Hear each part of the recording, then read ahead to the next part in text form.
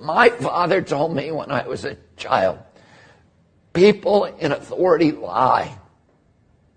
And we all, if we are going to continue to live in a democracy, we need to understand that people in authority lie. People in authority will abuse every power that we relinquish to them. And right now, we are giving them the power to micromanage every bit of our lives 24 hours a day. They're going to know where we are. They're going to know the money that we spend. They're going to have access to our children. They're going to have the right to compel unwanted medical interventions on us. It starts with a simple question and ends in objective reality. Through our journey from there to here, we find one another and ourselves. And as the next 24 hours breaks free from our last, we gaze onward in reflection of the day. Come to your own conclusions. Stay vigilant. Welcome to the Daily Wrap-Up.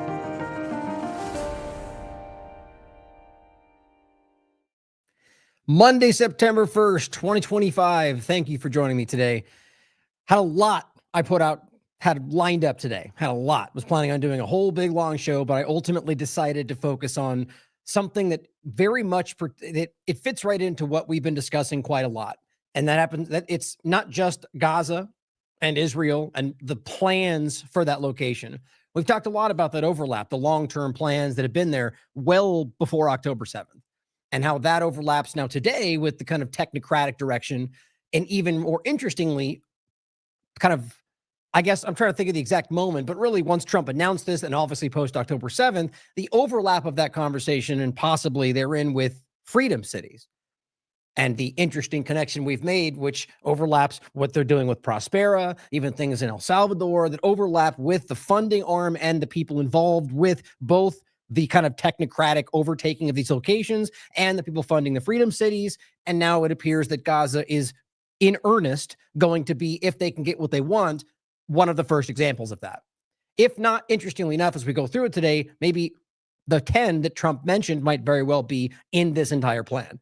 We'll go through that entire point today, but I think it's a really important thing to consider just how this is developing and how a lot, I mean, what I find most fascinating about this and alarming is that every single thing you can talk about today, let's just make it as simple, let's just make it as specific as possible. There's probably small things that don't, but all the large topics today, all the major things that we're discussing on this show that are all over Twitter, that are in the mainstream alternative media, that the corporate media are discussing, like the big political sphere, almost every single large topic you can point to will tie back, not hypothetically, not some abstract idea through connections, but directly tie back to Peter Thiel, to Palantir, to the technocratic kind of transition this country's going through, to artificial intelligence, to the surveillance arm of all of that, like that whole big swirling picture.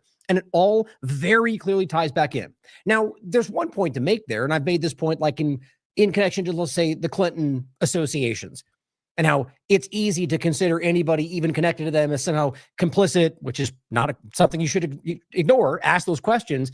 But it's, my point was always, is it's such a massive, sprawling, they're powerful, they're interconnected, and they immerse themselves in a malicious way, in a devious way, and damn near everything. That power, I think, is in somewhat dwindled, at least the public eye. There's still very much a problem. My point, though, is that you shouldn't just say because they're connected, therefore they're bad, right? And it's the same idea. You could argue that because Palantir and Thiel, and they're gigantic, despite those mainstream alternative characters out there that want you to believe they're a small thing that Democrats hate, even though it's not remotely true, because they're so large and because they're so politically, financially, the word I'm looking for there, like in the context of like the technological direction, so immersed in everything that they would have overlaps with a lot of people that aren't necessarily part of what I would see this as. Worth considering. But keeping that in mind, go through just the part we're talking about, and I'll include some of the shows that I've gone over recently around this bigger picture, and just ask yourself if that makes sense to you.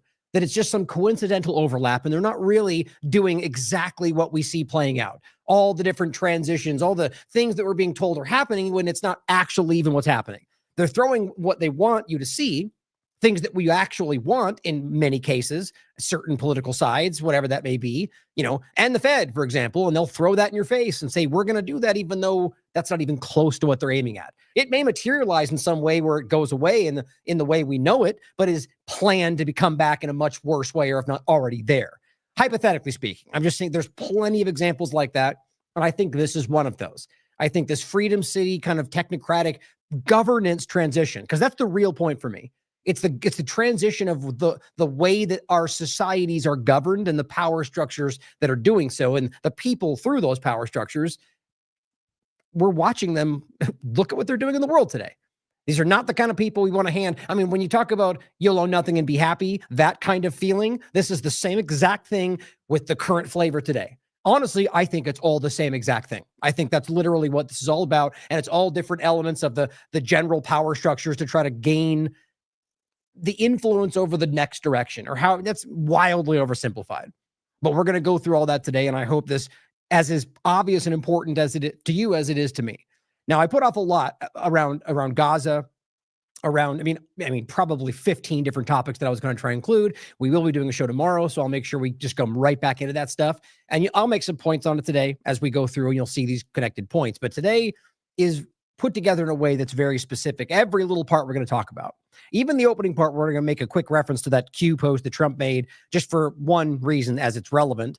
But we're going to talk about an overlap of Twitter and Elon Musk, just censorship, and that's just important to highlight. But the relevant part is even Elon Musk seems to be involved in this, which isn't surprising if you're paying attention. Warp speed and Trump's recent comments, which very much do connect to this. You'll see why. As we talk about warp speed, the lies around that, this effort to try to make it, even people that I think know better are out there going, yay, thank you, Trump, we'll get into it. Saying things he already knows, even though I doubt it will actually even translate into what they think it's going to, especially as they are literally leaning into self-amplifying COVID-19 shots and others that are still there, but somehow he's going to investigate warp speed. I'm just baffled by people's willful naivety around this. We're going to talk about that, but as it overlaps with the CDC, and this is why I'm going with that, and Jim O'Neill, and the new acting director in regard to the CDC, the connection to Peter Thiel we talked about, the connection and RFK and Trump putting him in position, and then what he's connected to. Transhumanism, longevity, the same things that Peter Thiel and the rest are obsessed about. The whole ambrosia direction he went with young blood and all these things we'll talk about. Not that necessarily today, but the direction of trying to prolong their lives under a guise of making your life better, which I will my everything in me will... Historically speaking, these things never translate back to you. They use your tax dollars and tell you it's all about the people, and then they use it to benefit themselves. The inner circle, the hierarchy enslaving you. But that is interesting for many reasons, because it overlaps with the kind of technocratic, transhumanist, eugenics, kind of Peter Thiel circle conversation and all the funding around it, from the Andreessens and Karps and the philosophy around it all, from the Yarvin kind of circle of conversation. But all of that is very clearly around the conversation of the direction I was talking about to begin with. And then it becomes even more interesting when you find out that they're all involved with the very thing I just discussed, which is now clearly being overlapped with the Gaza conversation. I mean, all of this is literally as clear as day. Maybe you didn't get it right there, but let's go through it today, and I'll show you why that is. And it's, to me, when you could find this obvious of a thread, not like I said, connecting associations or things that might not mean what they look like. These are things that are transparent. They are connected. These people are working together for multiple different agendas. And I think that in one way, you could argue that a lot of what's happening is literally meant to make you not focus on this. I hate to get into that's distraction from this point, because it's so easy to fall into that, even though it's always happening. You never know which is which rather. But I do think this is probably the most obvious thing, that the power structures very much want you to look almost anywhere but in this conversation. So let's start with this quick post that I just wanted to make a point about. Interestingly enough, the way everybody talked about this, it just felt odd. Even the mainstream alternative media types are out there going, basically almost acting as if they weren't sure that Trump even posted this. Okay, just for that reason alone, I made sure I found it on his actual Truth Social, so you can look at it for yourself. Now, the reason it's interesting is because this is the guy posting it on Twitter that actually was used, that he posted here, and this is Donald Trump's Truth Social. It is a Q post, so it's what it is. It says, the world will soon understand nothing can stop what is coming, with a Q plus in his hand. So Donald Trump shared that. There's no real confusion here, guys. There's only one of three things you could argue from that. Either he knows, or rather, either he is a part of that and actively playing into it, or he knows you think that, so he actively plays into it to manipulate you. I knew I was going to forget it. There was a third thing I thought earlier. I mean, either way, there's only a few ways you can slice this down, right? I mean, it's either he's using it or he's a part of it, or, and there was a third thing. I'm sure it is. To give me some options in the chat. The bottom line, though, is that this is manipulative, right? I mean, are we really pretending that he doesn't know what the QAnon discussion is? He's acted kind of uncertain about it here and there, or not sure. I don't know what that is. But he does. They do, because this is a major political momentum point. You move a lot of people with this conversation, as stupid as that may sound. It's just this absurd thing. But he posted, and I think that's worth noting, because it is, the premise, unless you forget, is that ultimately Q is like, trust the plan, right? We are the good guys fighting the bad guys, so trust us, even though it looks wrong. Doesn't that feel exactly like, I mean, guys, that is their standing policy at this point. And it's just kind of embarrassing that it's become so obvious to the point to where they don't even want to really acknowledge that they lean into that. Sort of like even like the Project 40, or what was it? The whole conversation of like Trump's plan thing that they lied about, they weren't really involved with, even though they then came later and said, yes, that's exactly what we're doing. And you can literally look at these things playing out. It's just the willful ignorance of the people who don't want you to see it will always pretend like it wasn't there. So Trump posted that. DD Geopolitics says, what does this even mean? And I just think it's interesting. This person writes, and I think accurately so, the president is actually retweeting Q-tard boomer slop memes. What an embarrassing, stupid joke of a country. Now, I don't agree with the point. The government, yes. The country is us, and I don't agree with that. But I think the point is always that this is how bad and broken and kind of embarrassing this all is, to the point to where he is laughing in your face when he shares things like that.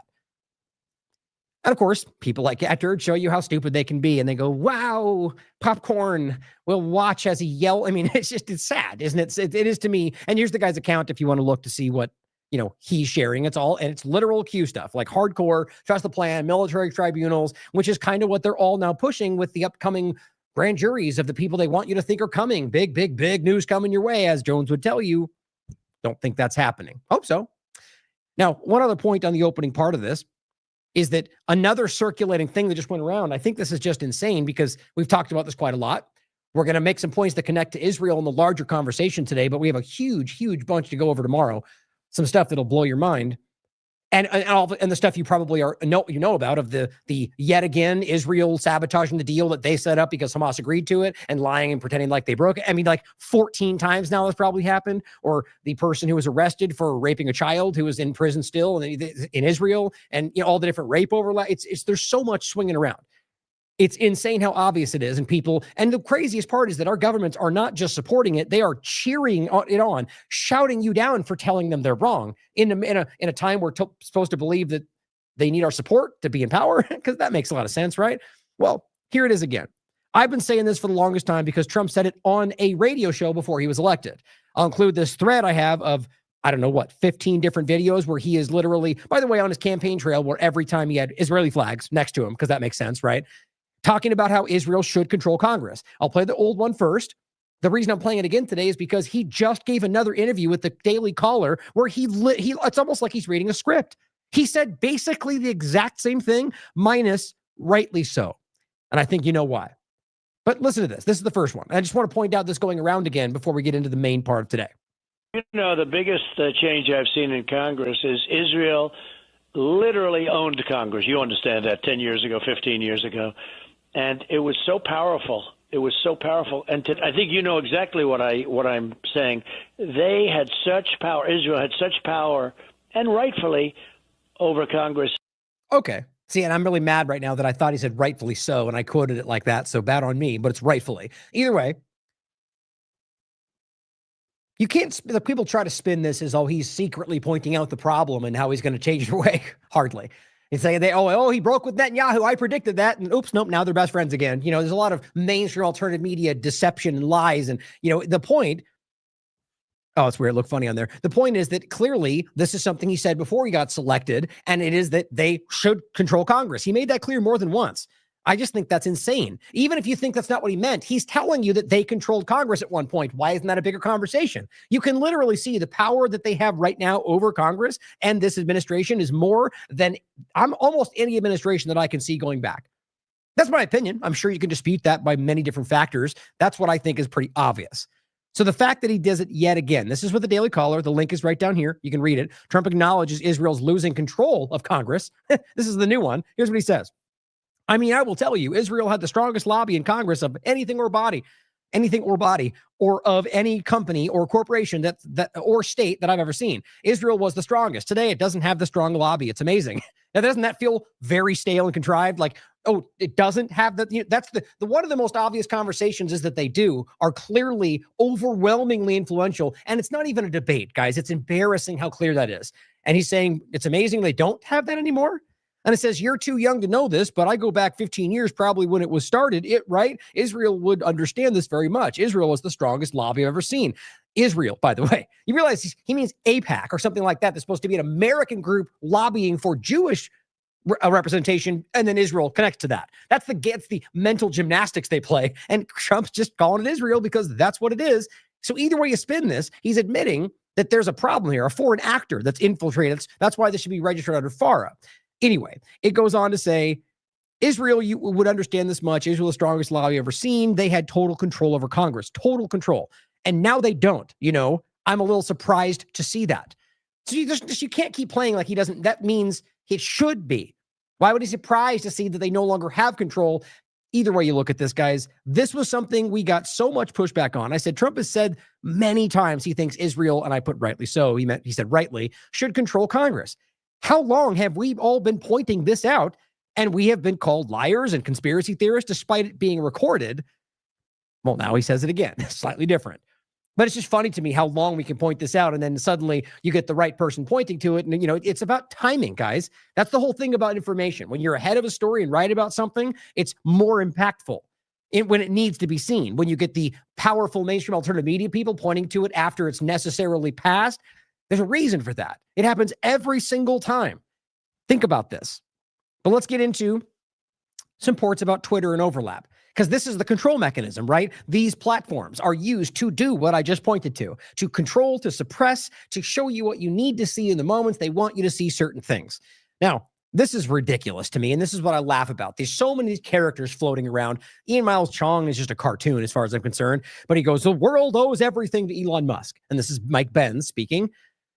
He put, not exactly stating that, Ian Miles Chong is saying that around something Mike Benz was discussing, and that's what he's discussing. And it says he put everything on the line to stand up for free speech. Benz saying similar things about how Elon Musk, he's always had the same line. I mean, this is my point. This is not just wrong, it's dishonest. And I said, with all the documented evidence that you've all seen of Elon, it's not about a pro-con Elon, it's just a fact. He did this.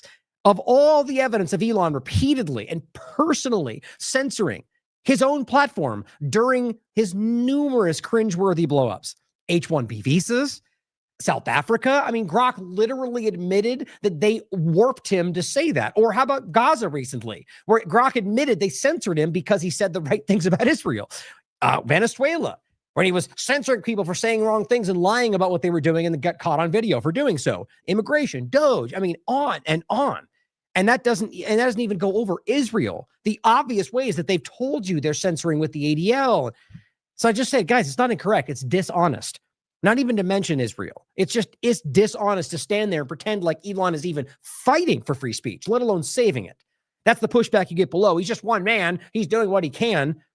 It's just insane to me that we can even pretend that. Or the idea that somehow somebody recently said on this comment that it's stupid to even argue this because, like Elon wouldn't just have all that information. My point was because I think it's an AI kind of it was a data scoop. Right? One part of this, whether you think it's the main part or not, was about getting access to all of this very protected siloed data in multiple agencies or institutions in one place for their models. And the moment they got that, he's gone out of there. The idea that you think that you can access that kind of data through Twitter just shows your ignorance. The idea that you think somehow that the kind of data that the government has tracked your whole life that has in protected databases is the same thing that Joe posted yesterday on Twitter. you're ridiculous. And it's easy to manipulate the idea to make it sound like he's the one you want him to be. The reality is he's a part of this, guys, and it's transparently obvious. This is an interesting just point to conclude today. AF Post reports a Chinese engineer hired by Musk uploaded XAI's entire code base to OpenAI. Let's not forget, XAI, DARPA program, guys. This is not debatable. It started before XAI was explainable AI. They handed it off to Musk, who bought Twitter and started XAI as some brand new thing. It is the same thing, just like Total Information Awareness, CIA, Palantir. It's what they do. The point is, they left the company and sold $7 million worth of stock after uploading the information to OpenAI. According to Musk, and this is all based on their lawsuit, the guy, Lee, took a job offer at OpenAI before uploading the code. So interesting, right? I mean, to me, you want my gut, as always. This could be exactly what it looks like. A corporate espionage happens all the time, especially when it's the world's leading industry right now, or at least the, where it's all going. But something tells me that this, I feel these are all the same. Not literally, but that they're the agenda from the people that matter. XAI, OpenAI, Google. I mean, it's all going in the same direction. And look, OpenAI was part of Stargate. Why wouldn't Trump have used XAI if XAI is I think it's all going in the same direction. They're even working in many ways, even though Elon will here and there say that Altman will ruin the world, or, his AI will, enslave us or whatever. And then you can prove that they're working together in many ways. So I get the feeling this is about framing some kind of debate back and forth. So you have to choose a side, when in reality, whichever side you choose, you lose. That's what I think this feels like to me. Now, in regard to censorship, because it's weird how people want to push back on this idea that somehow he's not doing this, here we are still to this day. David Miller points out, one state Palestine Twitter account, because they're going after Palestinian stuff. I mean, think about it now. If they were going to censor these things, it would have been easier to do months after October 7th. We're talking about a year plus of ongoing genocide that they know the whole world can see, and they're starting to censor more and more groups that are simply protesting the genocide. Like they're in the UK, they're deeming them terrorist organizations. These places have been taken over by Israel. I don't know why you can't see that. Government, by the way. And it says, has been permanently suspended. Please complain to Twitter. They don't care. George Galloway says, how can this be justified, Mr. Musk? They don't care.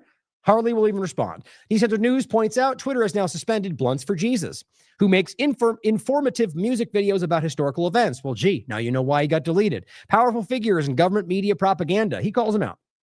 He covered Operation Northwoods, PNAC, DARPA, Gates, Musk, Teal. Oh, well, now you really get it. And now he's deleted. Because free speech and all, right? You go check these for yourselves, guys. I'm just doing this quickly because I want to get to the main point today, but every day you see this. Now, this is an important point. Just like it was an important point when somebody was making it about Black Lives Matter, right? And saying white lives matter, and then getting censored when there's clear level, slants to this. As always, you get different flavors of it, different partisan sides. The point is always the same, being able to censor you based on a certain idea when they want to. And it usually is not even about that. That's just the construct around it, when in reality, they use it about anything they want, whenever they want. It's just an excuse. That's how I would look at it. So in this case, Sam Parker rightly points out, he says, thank goodness for First Amendment, Elon Musk. And then it says, F Muslims, nobody cares. F Christians, nobody cares. F Hindus, nobody cares. F Jews. And all of a sudden, Twitter, and you guys, you could look this up. It's literally below. So the point is that there's a clear slant right now. It shouldn't, if it's a problem to say F any kind of religion, then it should be a problem across the board. That wouldn't be free speech though, right? So they allow it everywhere else except for one group. Now, you have to understand, especially if you watch this show, you already know this. It is about creating the idea that it is specifically, I shouldn't say it like that. It is about creating a special class around the religion in order to make it seem like it's focused on the Judaism side of it, as opposed to the Zionism that is creating this very construct. Now, that doesn't mean that there's not Jewish supremacy around the whole thing. B'Tselem, the leading Israeli human rights group, will tell you that's exactly what it is. But it's one part of the Zionist manipulation. Plenty of Jews in the world are calling this out. So it's important to think about that. Either way, though, that's irrelevant to the real point, which is that Twitter is choosing to subjectively decide what you can and can't say. That's the point. Whether it's White Lives Matter versus F Jews, whatever it is, they're deciding for you while allowing the others, right? So if you were going to say it's about cussing, well, then why did I do the others? This is not free speech. And it's about creating a certain perspective that they'll use against you. That's social engineering. Now, I also want to point this out around Doge, because this is the interesting overlap, and a couple quick points about tariffs before we go into everything else. We're just going to ignore how Elon and Doge just kind of vanished into the background. Like, I've been waiting to make this point, but it's like, okay, they're there, right? I mean, Amy Gleason came out and was all about supporting those new wearables, right? Because that's what it was always really about. They are the digital services. They simply turned into Doge. They didn't really start something new. Elon just kind of exited stage left, and she's all going wearables and digital stuff, because that's what it was always about. Digital IDs. That's the reality. So why in the world was digital services ever involved with cutting costs or cutting spending? You know what? They never really were, because that never really actually happened. Not really, not in the way you think, especially since at the outcome, we're spending more than we ever did. And we're government's larger. You're playing, guys. I mean, even the idea of cutting costs in USAID, it was a restructuring with State Department, and the same things are still happening. I don't know how many times I can prove that, but if I have to keep proving that by showing the documents that show you it's happening and they just deny it, well, it's the same as Garcia and claiming he's a human trafficker, or any number of claims that they just are flatly wrong about, and they just keep saying it anyway because Miller said so. Miller said we won 7-0, so I'll keep yelling that lie despite literally everything everywhere else showing you he's wrong. It's insane to me, but this is important because this was a sleight of hand. It was a shell game. So Doge is technically still there, but the data that they absorb, which is basically, as if you actually care to look, is like the gold standard of information, which is why it's different than just Twitter having access to data. Nobody else had access to this anywhere, even within the government from one place, until what they did, which was remove the siloed information within multiple agencies and administrations, jammed it together, gave Israel access and Palantir, and then they all just disappeared. You can't really miss what that is. Now, I don't know exactly what the direction, what the objective was. You know my opinion. But what we know is what I just said, that they just backed away. What was all the talk about? Saving the country and cutting costs, trillions of dollars. No one is, not even the corporate media is acknowledging that. You need to pay attention to things like this. So this guy says, you must be fully vaxxed. I just think it's funny. Of all people, but this is the partisan response is what they do. Blind self-serving assumption. But on that quickly point on this point, the tariff overlap. This is White House yesterday. Labor Day, golden age. President Trump's protectionist trade policies have helped drive more than $8 trillion in new investments. It's just, guys, you're just being played. It's just so embarrassing. And Daniel says the claim they took in $8 trillion from tariff revenue. Of course, this is money that's collected from U.S. importer, not the foreign manufacturer. So a tax on the consumer, of course, but we'll pretend like that's not the most obvious part of the conversation. Is there any breakdown of where it came from, or just trust me, bro? More importantly, is if there's $8 trillion new dollars, where are they and where are they going? I'm sure we'll just ignore that like everything else. If you don't want to see it, you look the other direction. And this is the same thing. POTUS going, prices are way down in the U.S. with virtually no inflation, with the exception of ridiculous corrupted politician, fake media, lie, whatever else. And of course, if you look on the comments, including conservative, guys, that's not true. It's just not. I don't even think that's true for people in the 1%. This person's a Trump supporter here. My grocery bill actually keeps going up. And same thing here. Personal experience. Everything I know about is going up in price right now. But he said it's great though. So winning, #winning. Ask Cat Turd. Everything's great. And Daniel McAdams on the same post about he says without tariffs and all the trillions of dollars we have already taken in, our country would be completely destroyed. He literally said earlier that this country would turn into a third world country if the court stopped him from taking the revenue from the tariffs. He really just said that. Trillions of dollars. And we still have $37 trillion in debt. Where's all the money going? It's just, it's just so frustrating that we have to deal with like the lowest common denominator right now. They've like brought up like the dumbest people in the room to be the loudest screamers in the conversation. It's insane. It's almost overwhelming sometimes. Like, well, we'll get into it more tomorrow, but like what's this good misfit patriot? He's got to be the dumbest person in the room. In all the conversations I see him, and he just got completely destroyed in this back and forth, but he acts like he won, just like the same thing they all do. But you watch, it's like they just don't know what they're talking about, like basic fundamental things, like ground floor level information. And all they can do is laugh you off because you didn't repeat the talking point. It's just really sad. But it's like that everywhere you look right now, especially when it comes to stuff like this, which I think is important for like the big picture kind of stuff. We'll get more of that tomorrow. Today, let's get into this really alarming overlap from the CDC to Jim O'Neill to warp speed to where I think it's all really going. Freedom City's technocratic transition. Now, important to remember that the many different articles I want, there's, a whole bunch, by the way, on the Last American Vagabond, but I gave you, 6 or 7 of them here that I think are, was it 6? Of ones I think that you should check out if you're interested in warp speed, just on the warp speed part alone, but all of these articles overlap with the bigger point today. This one's from November 30th, 2020. The eugenicist mindset propelling Operation Warp Speed. And with Whitney Webb, we did I think it was an interview I did with her about this, and I'll include some of her work as well that she wrote for this topic. And so this one, it's important to remember this bigger picture, right? Like, so that's Monsif Salawi right there, right? It was military operation, and it was at its core a eugenicist idea. So if you don't remember, which I didn't say to start because I wanted to talk about it in a second, but if you haven't seen it yet, Donald Trump came out feigning the idea that he wants to investigate warp speed, which we've all talked about this. Like all of us, people being that have expect that they're going to try to deceive you with that very move. We've talked about this many times, which is that Trump eventually will act like this is something that needs to be looked at. And, I think honestly, just a feign like that may go on to hope that you just stop pushing at it. The reality is, like I've said from day one, there's no way that's going to happen with Trump being so immersed in that. Not really. If you have a real investigation, he's all over that thing. So it's going to be a fake one. There's no way around it. That's my opinion. But so the eugenicist aspect of this was inherent. So that's Trump, guys. That's the point. It's not, but my bigger point for those new to the show is it's not about Trump or Biden. It's about the government, all of them. Obama, Trump, Biden, Bush, it's all the same thing when it comes down to what the agenda is. You have to look through history to see it, guys. It goes in the same direction. It's just one linear continuation of the same things. Maybe, whether they know that or not is important to think about. Leader of Operation Warp Speed, adamant about implantable biosensors. Remember that? 2020. We were so far ahead of this conversation, and we weren't even paying attention to this stuff at that point in the larger part of the conversation. And again, was not to say that there are people that were way ahead of us in that conversation, as always. And we happily point them out as often as possible. People like James Corbett. The point, though, leader of Operation Warp Speed, adamant about implantable biosensors at the start of the COVID-19 manipulation. And here we are, as they're still driving it in for different reasons. And just wait until we get to the overlap of the Gaza City connection. Everything you might expect. Smart cities, digital IDs, digital money, all of it. All run by Israel, keep all of them safe. That's where this is going. Gaza Freedom City.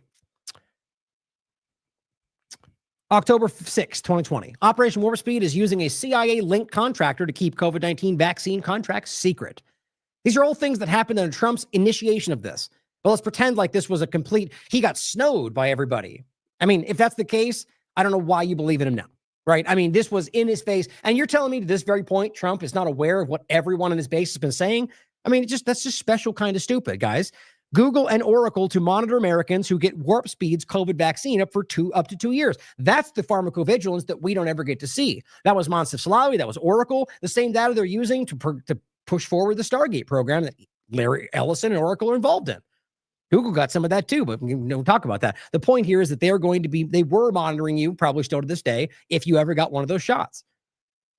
They know it killed people, guys. They knew the moment it started. They hid that from you, is the point. October 22nd, 2020. The head of Operation Warp Speed and Gates Foundation are pushing bioelectrics and vaccine patches. Well, guess what, guys? That's what Gates just said.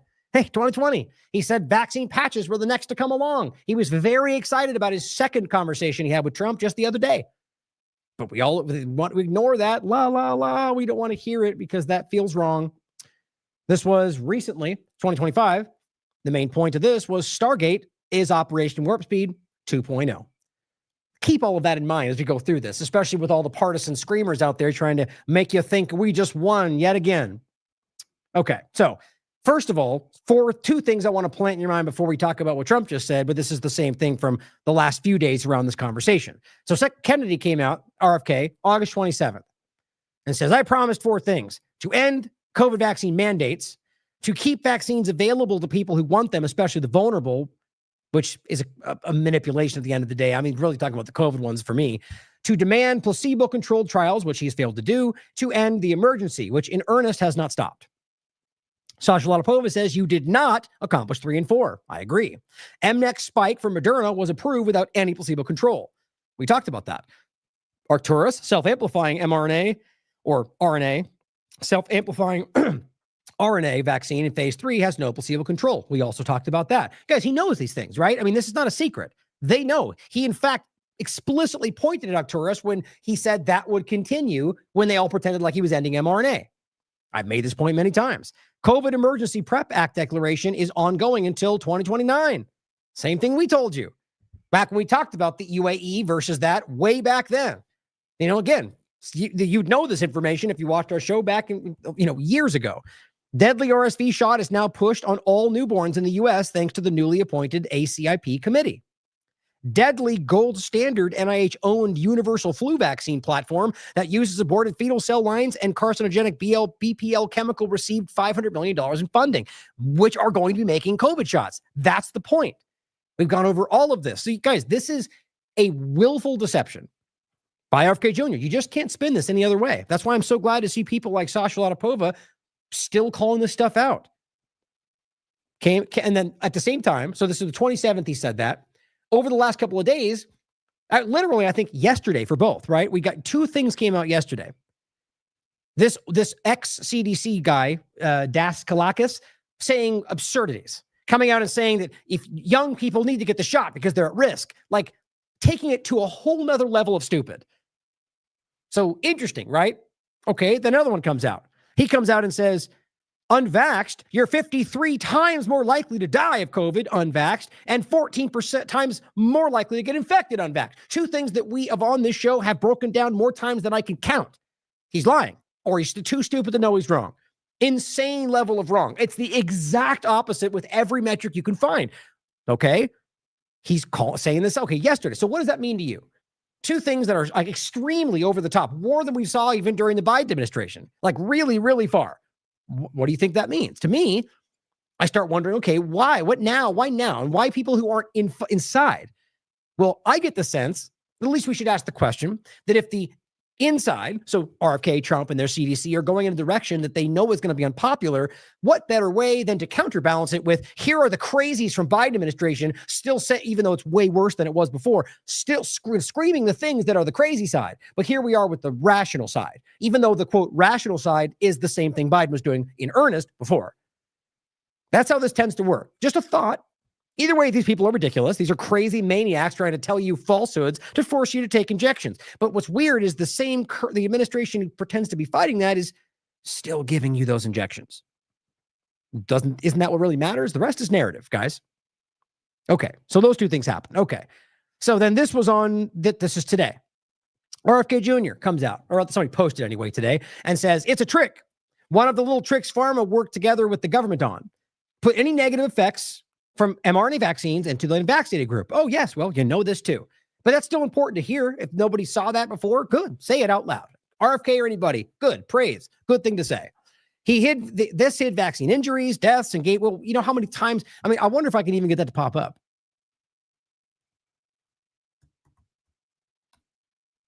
Nope. It's been so long.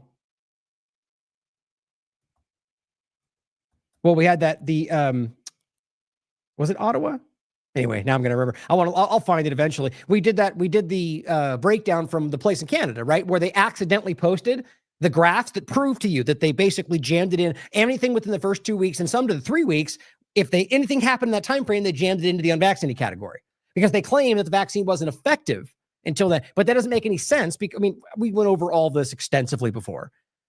Because the reality, I'll go into it. If I go into it now, I'll take 15 minutes to talk about it. Bottom line is, that's BS. You know that this was a manipulation, but so he comes out and points to it. Good. Okay. But it's interesting to do now while they're still giving you those shots and while they're trying to convince you that they're going a different direction. The official data does not. Okay. So I get the sense that with what's being done now, this is again trying to kind of frame yourselves as the ones calling the things out, which we're past this. That happened then, which I'm not saying it's unimportant to point to. They should go to jail for that, which so did the Trump administration, by the way, because they all did the same thing. The point is that I think what's happening is pointing back to something from before to acknowledge that old truth that we all already know. I keep talking about this, right? The important time to know that was when it was happening. It's still good to know now if you don't, but now it can be used to make you think that they're on your side while they roll out the next lie. Not saying I know that for a fact, but it's what you should be considering because it is happening everywhere you look right now. Okay, so that's to be said, or that's said, and then this is what happened. Donald Trump comes out and says, and okay, think about how long we've been talking about this, about Operation Warp Speed. I mean, that person in the corporate media just literally asked him, like, how do you reconcile your statement about warp speed with everyone in your base? And you ask yourself how that was never asked before. I mean, that was like a low-hanging fruit gotcha moment that none of the people that supposedly hate him ever brought up. Come on, that's just silly. It has been obvious that his base and everyone on his side thinks this. I mean, RFK Jr. and Maha ran on this very point, and he still pretends like the shot is good. Let me see, actually, if I have... I don't think I've got it on the top here, but I just have one of the times he recently just said it again. In case you didn't hear that. Doesn't look like I do. But you guys know, I mean, we played it many times, that Trump recently said more than once. No, that's not the one. Oh, well, you guys, he said it many, many times. And just recently, for those that don't know, he reiterated it yet again, like a week ago. The warp speed was the greatest thing. Democrats and Republicans all agree. Okay. How many times he tried to force that narrative in? Now he says, it is very important that the drug companies justify the success of their various COVID drugs. Oh, how brave of you. Many people think they are a miracle that saved millions of lives. No, you want us to think many think that. You keep saying that, but it's not true. Others disagree. Look, okay, I had to, before we keep reading, this is such a feeble, lazy effort. It didn't work. He tried to force it in. It didn't work. So now he tries to frame himself as the one exposing it.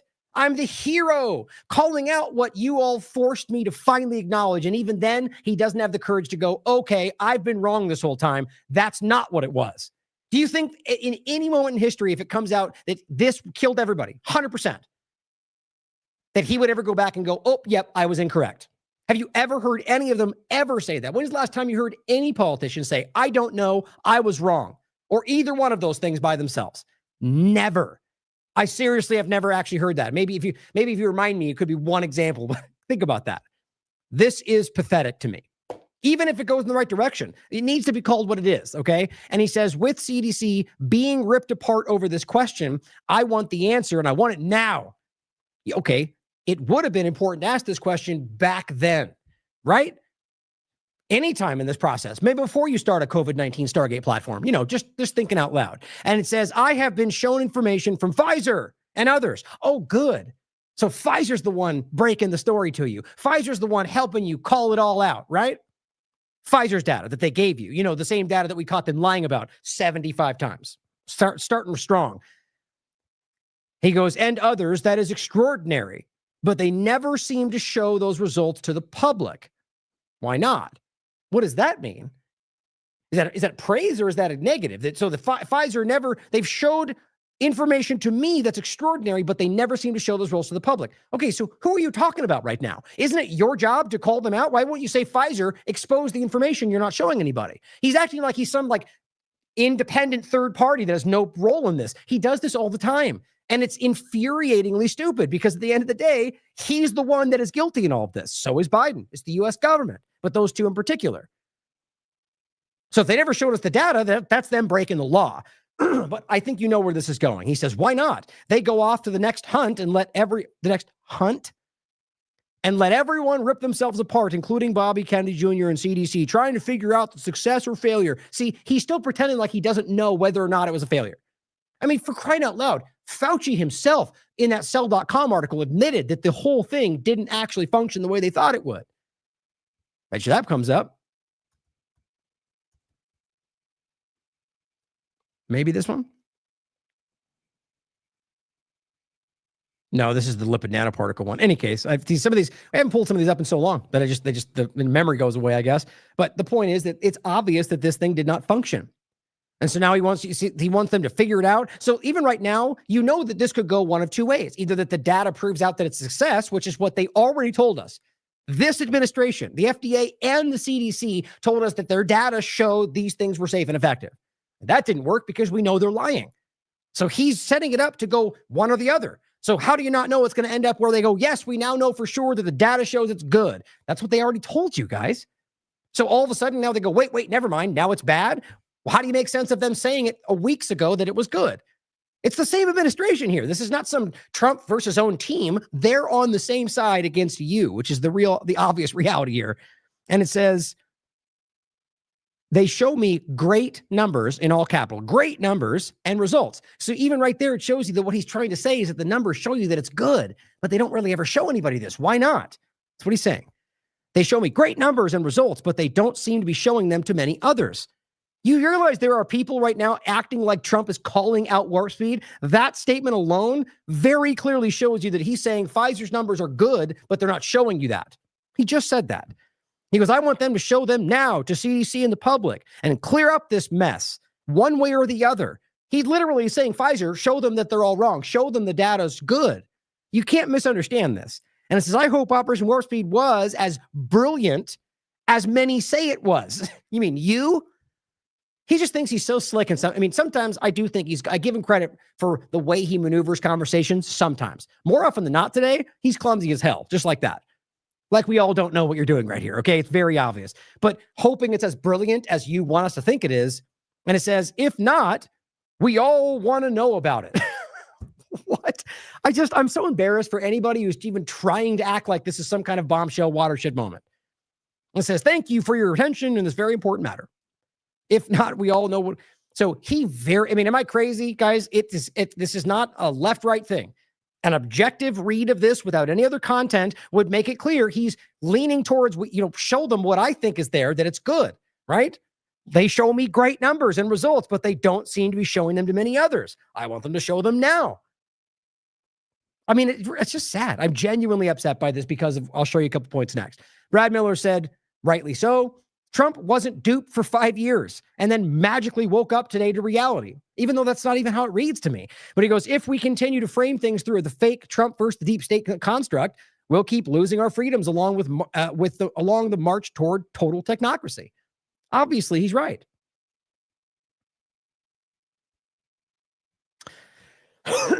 Obviously, Sasha Latapova comes out and says, to all MAGA Maha, please stop falling for the same BS over and over again. This is the, Epstein files.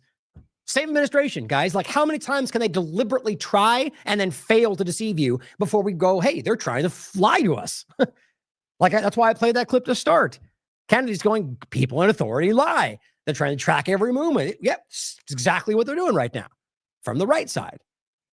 But overall, it's really weird to me how this is being framed by anybody as somehow, like, this to me states very clearly the opposite of what even people, so Brad is saying it's not what it looks like, because that's how people are framing it. But I don't, there are people out there that are literally going, like people that you would argue are critical of him going like, hey, this might be good. It's not what it says.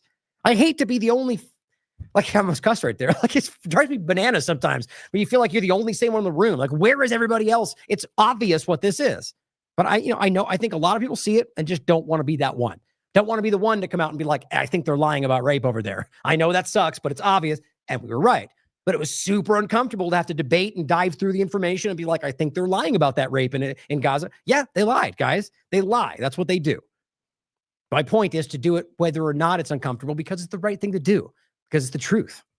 That's what I care about more than anything. Pleb Cruz says, this post shows you, this is them posting it themselves. This is the Truth Social post, but then White House Rapid Response posted it. And he says, this post shows you how disingenuous Trump is. He has had massive amounts of aftermarket data. I have fed him, this personally saying this, and his HHS director. He is FOS on this topic because of his catering to Susie Wiles' bosses at Big Pharma. Now, whether or not you think he saw, this guy's got a large account, whether or not you think this guy saw what Trump sent him or not, the point is inevitable. Everything from the pharmacovigilance, from Oracle, every single part of this apparatus for over this entire time frame, especially with something that Trump clearly cares about, wants to see as a good thing, as well as I that his people have dumped this information in front of him. That he knows exactly just by polling what all of his base thinks. So it's not just disingenuous, guys, it's insulting. Shannon Joy rightfully calls this out, and she says this is a victory.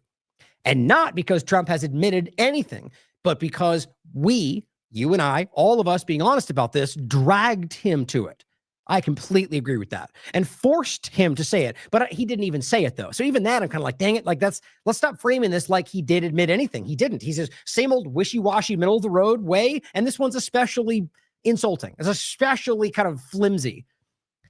But he goes, whether he believes it or not. This is the power of the culture at large and leading with this truth even when it seems impossible.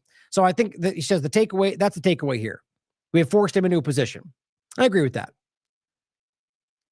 But it's funny. It says, this is the leading report, which I'm not a fan of the platform. Trump claims Operation Warp Speed may not have been a success. I mean, do you want to read it again? Can you even frame it like that? Can you genuinely try to frame it that he did even suggest that it may? He said others may think that aren't sure whether good or bad. That's the closest you got in that statement to claiming it may not have been a success. In fact, he leans heavily the other direction. So weird how this all works today, guys. It's like social engineering fascinating, you know?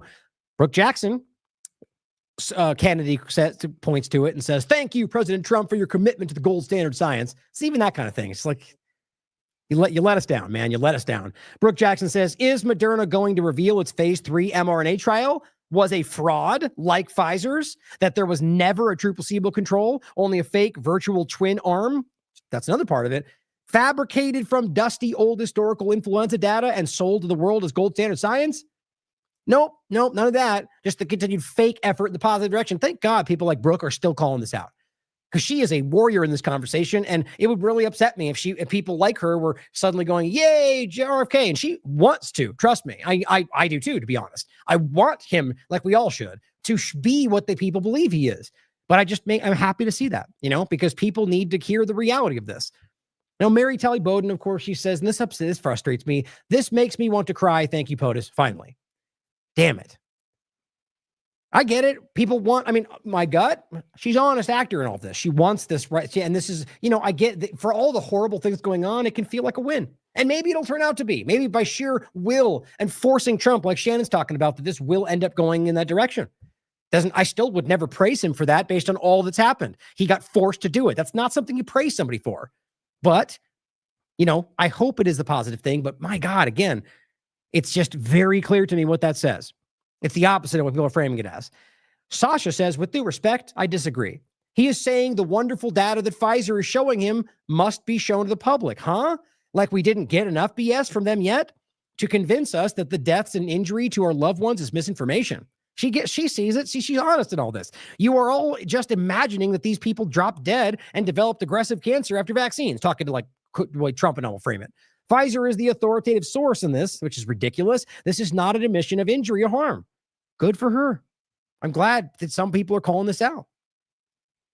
Plandemic comes out and says this might be the crack in the narrative many of us have been waiting for. That I could agree with that. As suspected, pharmaceutical companies have been feeding President Trump false data. And you lost me. Right? So now you're doing what you can to give him the benefit of the doubt. So now Trump's this dumb, this mindless doofus that just goes wherever they feed him information. Then why are we supporting him? Why is he this fast-moving deal maker that can do anything over here, but then he's this clumsy guy falling for traps in Pfizer? It just doesn't add up. And even if you want to give him that benefit of the doubt, you don't know that for sure. And again, every other data point. So let's say Pfizer lied to him like they did literally everybody. Are you going to pretend like he doesn't know what everybody else is saying, what his base is saying, what the data is saying, it's mind-blowing. What RFK Jr. was saying right before this kills me. And it says, feeding him false data that makes Operation Warp Speed appear to be a huge success. Now, that's certainly possible because, but all it would mean is that Trump is a mindless follower. Right? If he's ignored literally everything other than what they fed him, that means he just wanted to see that, ignored everything else, which again, should not be somebody you want in charge of anything. That means he's being misled by his handlers every day, which may well be the case. So it's either one of those two things, in my opinion. Frankly, he must know, in my opinion. But if you're going to go this way, then you have to acknowledge what that makes him. And it says, now that he's surrounded by people who know the truth, really, he's apparently beginning to see the light. Okay, so it took him 6 months? Come on, guys. This is just frustrating. So Robbie Starbuck comes out and says, President Trump appears to be finally turning on Operation Warp Speed, Pfizer specifically. See, okay, this is a dishonest person. I'm just sorry to say it so bluntly, okay? You can't read that statement and take away he's trying to show you that Pfizer is being dishonest. Guys, it reads exactly the opposite of that. So that's not to say everywhere else, but people like this are willing to just lie in the direction of what makes Trump the guy they want him to be. That's either naive, childish, or just dishonest. I'm sorry to say it. It's the obvious truth. That's crazy to me. He says, I, for one, would love to see the numbers Pfizer were showing Trump. If Pfizer gave him fake numbers, man, okay, why would you assume they're fake? He literally keeps suggesting that they will change your mind. But, let's assume into whatever makes Trump not the bad guy. Disappointing. Of course, Laura Loomer says, finally, President Trump is about to find out that the experts lied to him about Operation Warp Speed the entire time. Right. So he just got played. Why did the gatekeepers hide information from him for so many years? It's just like these are the kind of people, these are the stupidest people in the room who are being they're millions of, they are being algorithmically driven into like these pillars of some fake scenario. It's unreal. They are bad at this. They're uneducated. They're subjective. They're assumptive. She's like alarmingly racist and vile in 1,000 different ways. But here she is going, yay, he just got tricked without any evidence to back that up. Great journalism. It's just embarrassing, guys. It's embarrassing. Jamie Dore, unfortunately, came out and said, finally, Trump's seeing the light. To be waking up to the fact that he got played. That's just not what it says. I hope he can reflect on that. It's not what it says. Of course, A.M. Wake Up says, yes, Jimmy, the guy who just greenlit Stargate is scrambling to federalize the police force while his HHS secretary puts everyone on wearables to see the light. Do these guys get moved up in Rumble for saying things like that? And then, this is that same one. Somebody just said that, was that the one? Oh no, that's funny. This is this guy. This is one of these, not even need to show you, but now that I opened it, he says, when TLAV endorsed Trump, I knew the plan was real and all the Gitmo sealed indictments would take effect against the deep state actors responsible for releasing COVID vaccines. God bless MAGA and the TLAV patriots. So this was so funny to me. This is either somebody who's like weirdly like trying to mislead people into thinking that's the truth, because you all know that's like laughably stupid.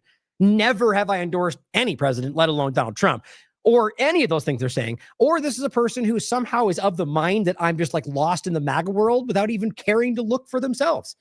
It's kind of sad, isn't it? But it's the reality. There are just as many blind idiots out there who think they're fighting the plan as there are people that are blindly Q MAGA. It's just people are like that today. It doesn't matter what I said. It's just funny to me.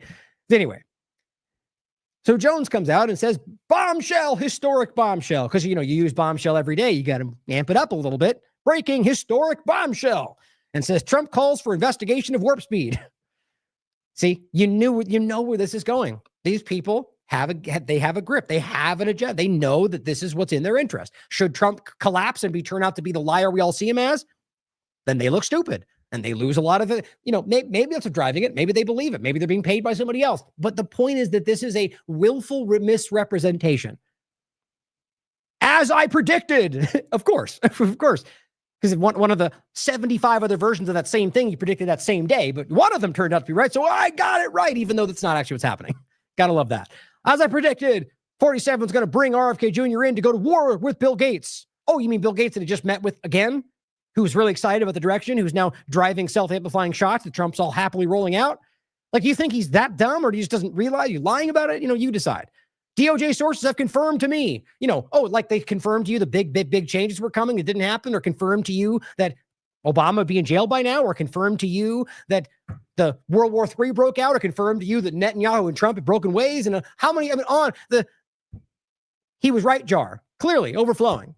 The gloves are off, as Trump said yesterday. Nobody's ready for what comes next. He's still referencing that Q post because he knows that will play into the idiots out there that will support him regardless of how many times he's wrong. Guys, that's insane to me. Fauci and the others are a target of criminal investigations added to your long list of growing tribunals. Oh, excuse me, grand juries. Now we've moved away from the other terms. I hope it all happens, guys, just like I've said every time, because they're criminals on both sides of the paradigm. But to me, this is framing what you want because that's what the crowds are saying. You lurch into it. You go, my secret squirrel source said what you're all saying. I can confirm it. Half the time, that's probably not even true, if not entirely. Again, if you ask people that worked alongside him, that's what you get.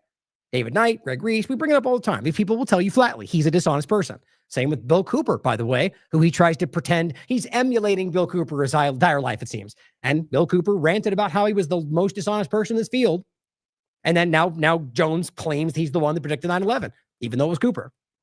But this guy says, I wish you would not exaggerate so much. You simply lie. I mean, look at the comments. People are calling it out.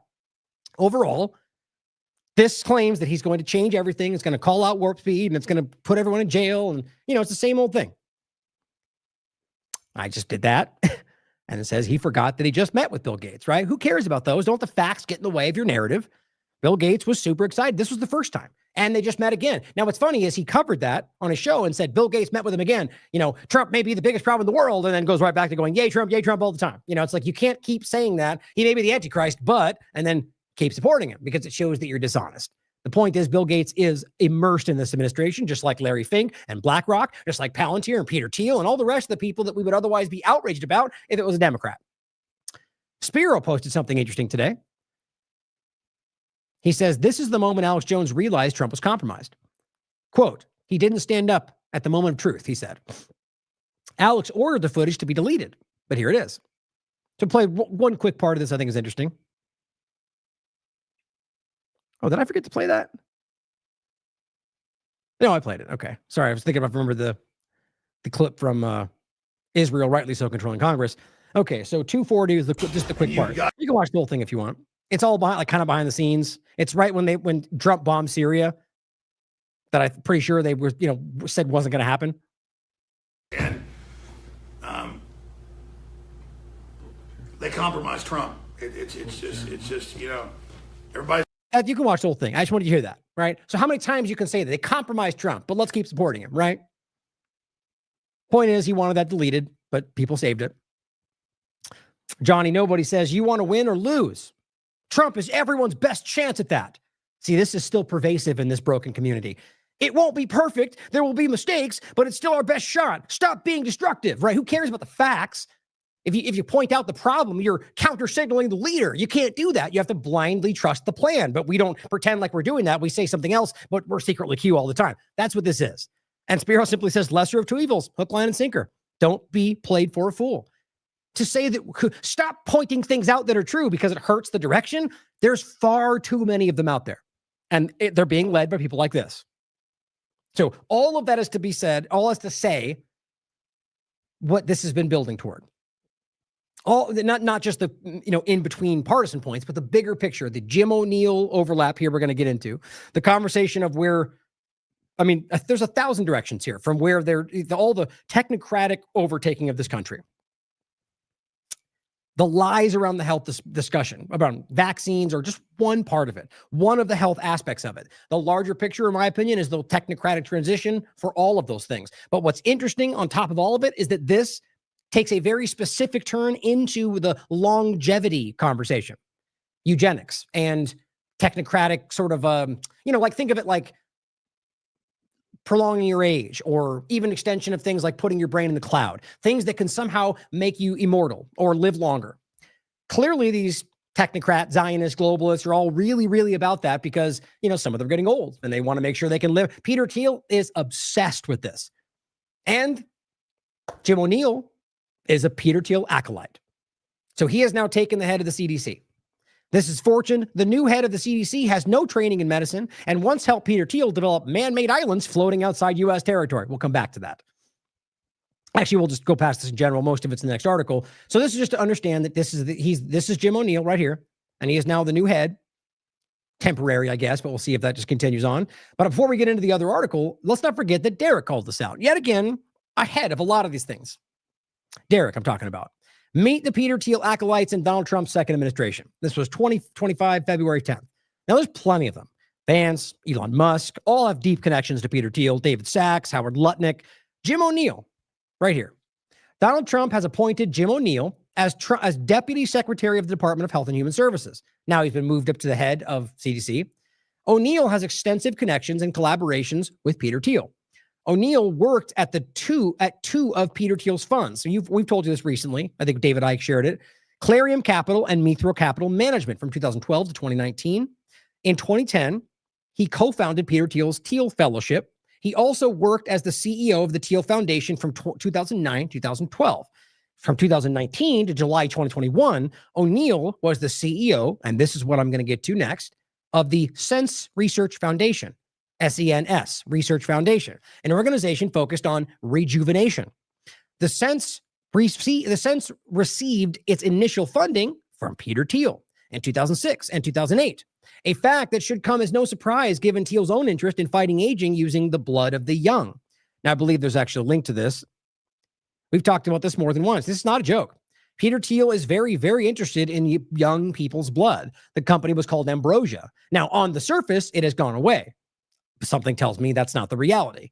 You can read more about it. It's alarming. They made a joke about it on the show Silicon Valley. It was genuinely about, my main point was not even getting into but on top of it, not getting into the horrific, the scary things about that. But doing this in and of itself, even floating it, has likely created a black market for young children's blood, excuse me. That's not to be like hyperbolic. Think about it. If you're creating a market where you're showing people that you can use children's blood or just young adolescent blood to inject to increase your lifespan, there's going to be a demand for that in dangerous, alarming ways. It just seems like an insane, obvious thing. But my point was, it's about any direction they can take.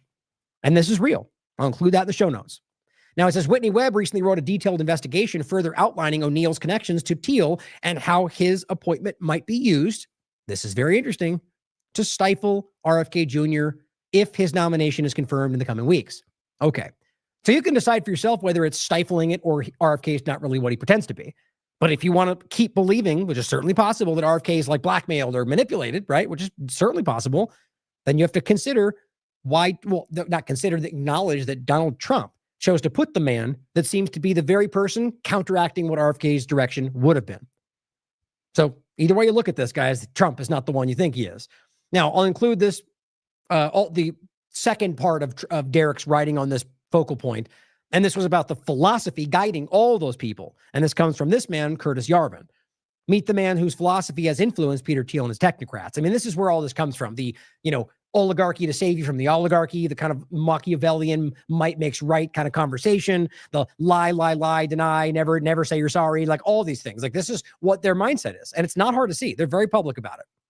So before we get into the rest of that, here's Whitney's article, just a couple parts of it from January 28th, and along with Max Jones, 2025.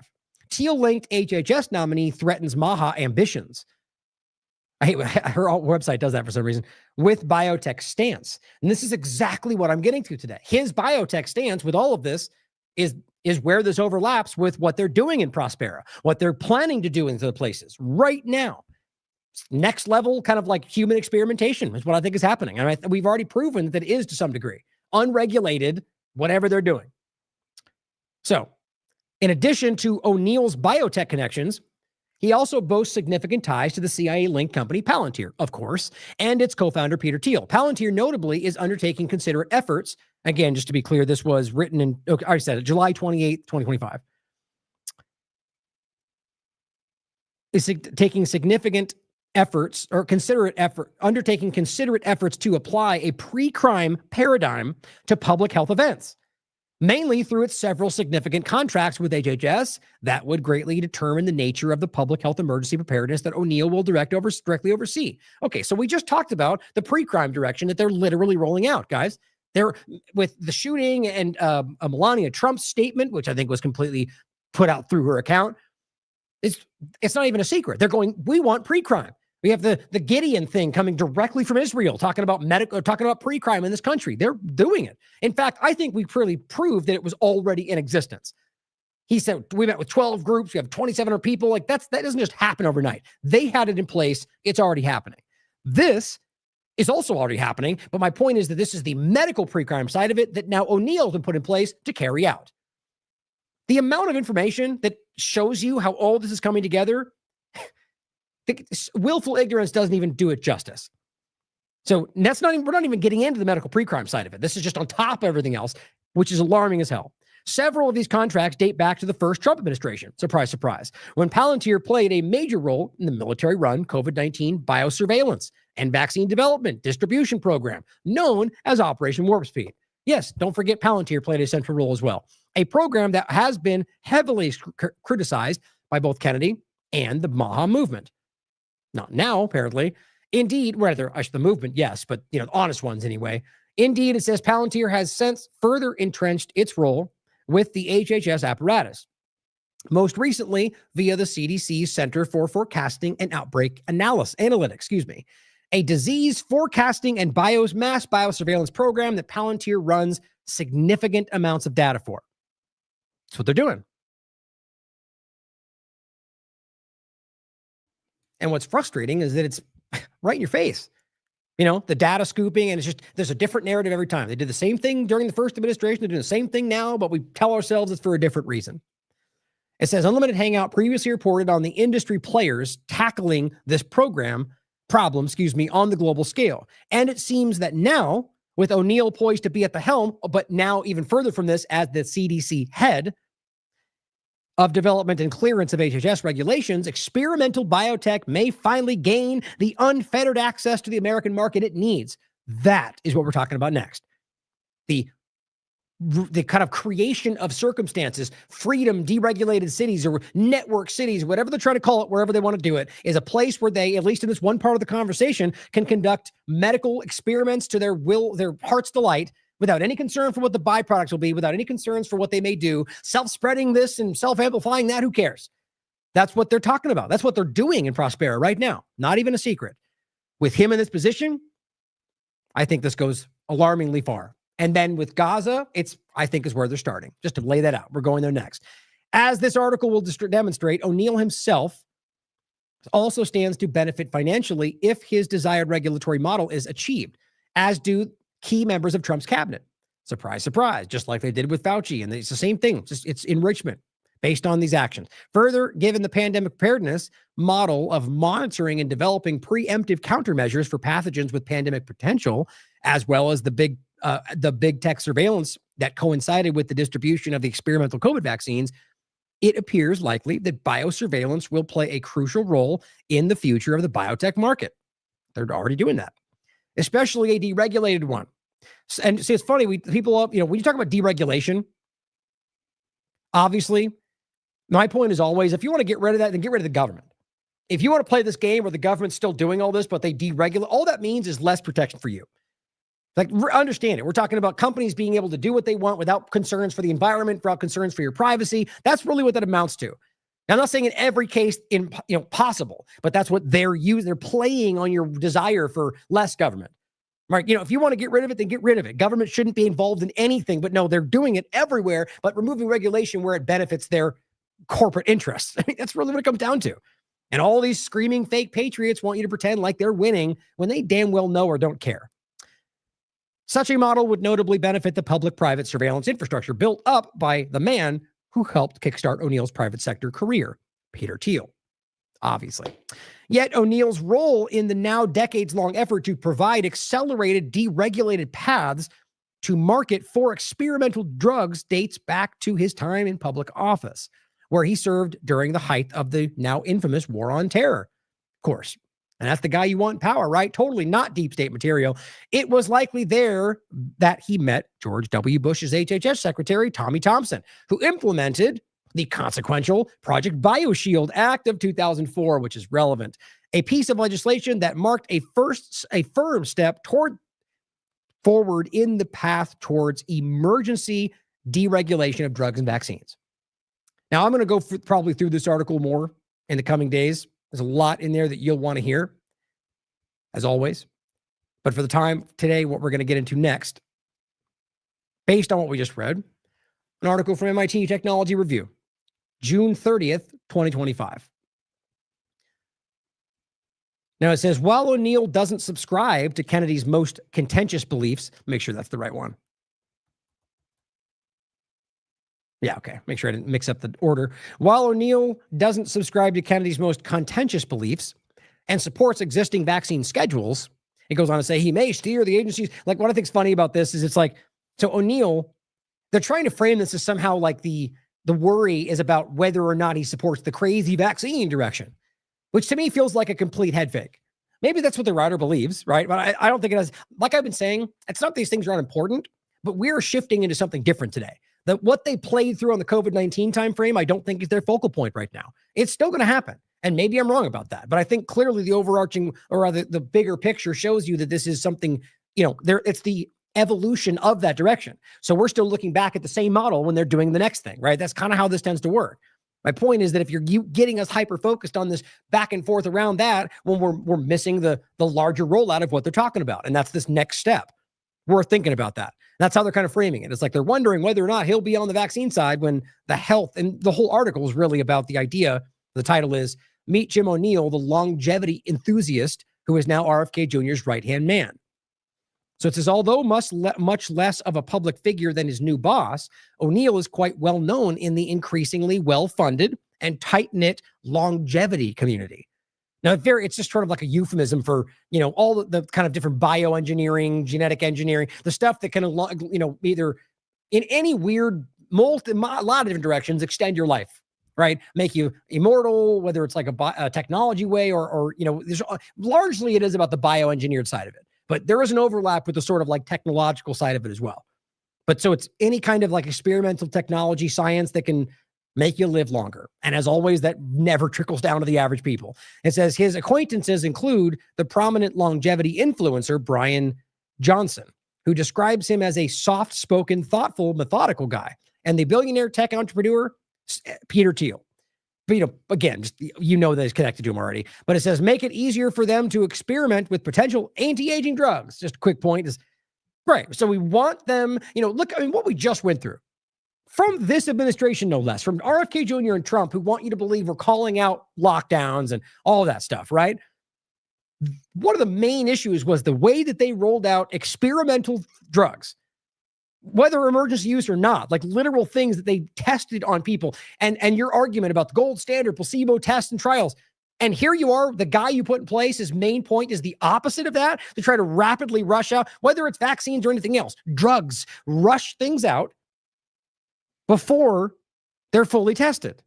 I'm not even misframing that. We're going to go through this. Make it easier for them to experiment with potentially anti-aging drugs. It's about experimenting in regard to trials and so on. But they make it very clear that they want these things to be barely tested. And if you want to take them, you can take them.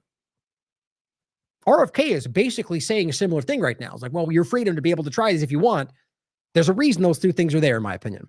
Now, it says he has also supported the libertarian idea. It's not even close to a libertarian idea of creating, get this, guys, new geographic zones, possibly at sea, in which residents can live by their own rules, including notably permissive regulatory regimes for new drugs and therapies. Great. So you can create some weird experimental zone where you can not care whether you hurt people and not care whether or not it spreads and infects the population, right? You know where this is going. Not everyone working in the health is as enthusiastic. Well, maybe I'll just show you this right now. Guess who funds those? Peter Thiel. Peter Thiel makes down payment on libertarian ocean colonies. So yeah, we're talking about freedom cities, the same weird overlap we're seeing everywhere else. Peter Thiel's funding it. Jim O'Neill is all about it. And we're talking about supporting the idea of creating these weird zones, just like Prospera, by the way, to do like we're doing in Prospera, to experiment on the same things that they all collectively fund and want to rapidly rush forward. It's almost as if they're just using the U.S. government and your tax dollars to rush through into their experimentation. Maybe that's what's happening. Maybe they're doing it with Israel, which makes a lot of sense to me. And that's why we're watching them just run roughshod right over everything Americans want by screaming freedom and MAGA. Not everyone working in health is as enthusiastic, particularly when it comes to any potential changes to drug testing and approvals. If O'Neill still holds the views that he has espoused over the years, that's worrisome, says Diana Zuckerman, a health policy analyst and president of the National Center for Health Research, a nonprofit think tank in D.C. Quote, there's nothing worse than getting a bunch of early stage unproven therapies on the market. She says, those products might be dangerous and could make people sick while enriching those that develop or sell them. Yeah. Now, if this was Biden trying to do the same thing with a new vaccine, you damn well know what conservatives would be saying. And we should, because it's crazy. Why is it different? If we're talking about rushing out any kind of drug without fully testing it, there will be potentially dangerous and, side effects. The same thing. It's amazing we can go through that, what we went through and have this even be floated.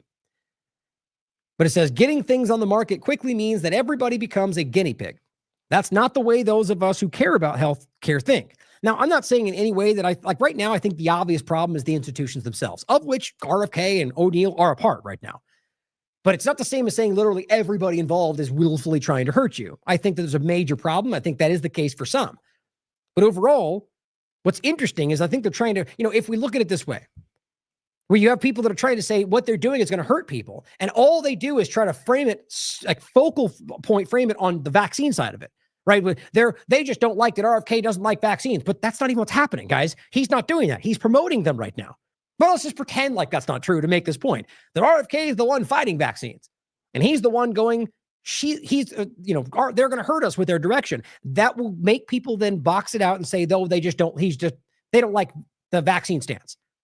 This is not about vaccines, at least not entirely. It's about any drugs. There could be vaccine overlaps to this. My point is what I'm getting at is that ultimately people will then almost accept the danger and the obvious risk that we wouldn't accept any other place because we've been kind of trained to think they're overreacting to the vaccine thing. This is how you use the truth to manipulate people. That's just a thought I had. But overall, we can see where this is going. The people that we would rightly be just, skeptical of, people that are insider people in the health field who are telling you this is dangerous, most conservatives are going to dismiss that and go with what RFK says, even though it's obviously dangerous. And if it was a Democrat, they'd be saying the same thing. It says, as Deputy Secretary of Health and Human Services, O'Neill will oversee a number of agencies, including the NIH, the world's biggest funder of biomedical research, the CDC, the country's public health agency, and the FDA, which has created to ensure drugs that medical devices are safe and effective. So not only now is he the head of the CDC, but he still has the overview of all these different groups too. So if he's going to start rolling out the unregulated drug direction for all that they're doing, he's in the right spot. So again, this article is from June 30th, right? So he is now the head of the CDC. O'Neill appears to have had a close relationship with Thiel since the late 2000s. Thiel is heavily invested in longevity research and has said he does not believe that death is inevitable. In 2011, O'Neill referred to Thiel as his friend and patron. A representative for Thiel did not respond to request for comment. Because, of course, because you're totally not hiding anything. I just love how they're all so weird about that today. I think they know we're all looking at him. O'Neill also served as CEO of the Thiel Foundation between 2009 and 2012, as we said before, and co-founded the Thiel Fellowship, which offers $200,000 to promising young people if they drop out of college and do other work. He spent 7 years as managing director of Murfreesboro Capital Management, a family of long-term venture capital funds founded by Peter Thiel, according to O'Neill's LinkedIn profile. O'Neill got further stitched into the longevity field when he spent more than a decade representing Thiel's interests as a board member of, specifically, the Sense Research Foundation, SENS, and an organization dedicated to finding treatments for aging, to which Thiel was a significant donor. O'Neill's even spent a couple of years as CEO of SRF, that's the Sense Research Foundation, from 2019 to 2021, when its founder, important, Aubrey de Grey, that's the founder of the group that we're talking about in the longevity direction we're going to point out next, a prominent figure in the longevity field, Aubrey de Grey, was removed. This is less important, but it's interesting, following accusations of sexual harassment. I didn't even go into whether I could verify that or not. It's relevant to the larger point. But it would interestingly overlap. These people are all just kind of like sociopaths, but who knows if he argues he was misrepresented, they lied about him. But it says, as CEO, O'Neill oversaw a student education program and multiple scientific research projects that focused on various aspects of aging, according to organizations' annual reports. And in a 2020 SRF annual report, that's the Sense Research Foundation, O'Neill wrote that Eric Hargman, then the Deputy Secretary of HHS, had attended an SRF conference to discuss regulatory reform. So his entire career, they've been working towards a situation where they can remove regulations on specifically longevity research. And now he's going to be able to do that. Going forward, it says pretty much everyone in the field that I spoke with appears to be hopeful, the field being longevity. They appear to be hopeful about what O'Neill will do now that he's been confirmed. Namely, and that's again, before the CDC part of it, namely, they hope he will use his new position to direct attention and funds to legitimate longevity research and the development of new drugs that might slow or reverse human aging. Now, all of these sociopathic technocrat global Zionists, all of them want this. They all want to live longer. What's funny though, or not funny, the point I want to add is, so, clearly the HHS position is arguably more powerful, right? But what I find interesting is the push to the head of the CDC in particular gives him more ability to do this for very specific, I'd say both the FDA and the CDC, but as that position at HHS, he has that. The CDC, though, I think gives him an important ability through that position to do what they're talking about here. Now it says during the same presentation, O'Neill advocated lowering the bar for drug approvals. I mean, think about that after what we just went through. After they're telling you they're going to do weeks rushing through mRNA platforms, and he wants to lower approvals. We should reform the FDA, he says, so that it is approving drugs after their sponsors have demonstrated safety and let people start using them at their own risk. That's what he said. Let's prove efficacy after they've been legalized. That's a direct quote. Again, after what we went through with COVID-19, after what conservatives rightly called out, this is the guy that's put in the head of the CDC who's upset, in line with Thiel and the rest about driving forward this deregulation for their pet project. And you want to, I mean, the idea is simple, guys. If you're going to let that be the case, then Pfizer's going to lie about it like they do every single time. And all that ends up being is this endless lawsuits that they'll likely win or pay off, and they still make billions of dollars because they're selling you garbage they know will hurt you. Look at their track record. I mean, we have to include it again for the 1,000th time. The track record. Oh, come on. That's always popped up when I've searched it. There it is, tracker. And it's funny. I think it had gone up slightly, but there's so many more than this. It's embarrassing. But you could look. I mean, there's just false claims. They're guilty 22 times. Have paid out over $1 billion for 22 different false claims. That's insane. This is just Pfizer alone. By the way, the same group that Trump says he wants you to trust, because that all lines up, right? So the point is that you're talking about putting this out and letting people decide for themselves. Well, what are you deciding on? You're deciding on whether you want to trust a group that will lie to you. I mean, this is all about their interest and nobody else. There's just no way around that. In my opinion anyway, but I'm sure they might disagree. Let's prove efficacy after they've been legalized.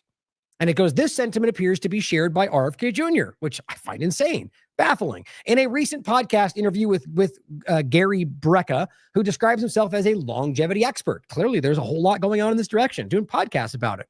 Kennedy said that he wanted to expand access to experimental therapies. Really? I just made the point. I can't even believe, even if they thought that they would say that now with what we just went through. If you want to take an experimental drug, you ought to be able to do that. He said in the episode, which was published online in May. Well, there's many overlaps to this. One of them being is that many of these drugs that are being done, like by Pfizer, are being given tax dollars from you. That's not every case. But either way, they're basically creating things that they're not testing properly, and that then you just get to choose to try if you want. I mean, as it stands right now, you can't even sue them for things like that. I can't even believe anybody would take this at face value as something positive. They're trying to frame it as like your right to choose these terrible things as somehow the win for you. It's all manipulative. It says, but the idea is divisive. O'Neill was essentially suggesting that drugs be made available after the very first stage of clinical testing, which is designed to test whether a new drug is safe. These tests are typically small and don't reveal whether the drug actually works. See, that's what they want. He and his colleagues are generally more concerned about O'Neill's views on the regulation of technologies like AI in the healthcare, given his previous efforts on algorithms. Oh yeah, big surprise. He's also very much about the AI health direction. Shocking. Ultimately, though, even if O'Neill does try to change things, Zettler points out that there is currently no lawful way for the FDA to approve drugs that aren't shown to be effective. But I'm sure Trump will just sign an executive order and we'll be good, right? That requirement won't change unless Congress acts on the matter. Same point. She says it remains to be seen how big of a role HHS leadership will have in FDA policy on that front. Wild.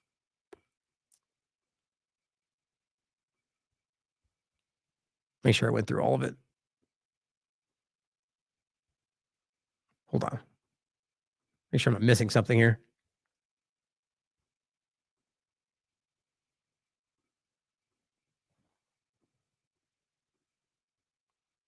Hold on.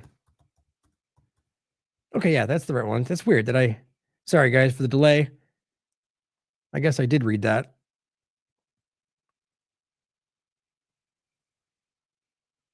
Wait, no, there's something I'm missing here.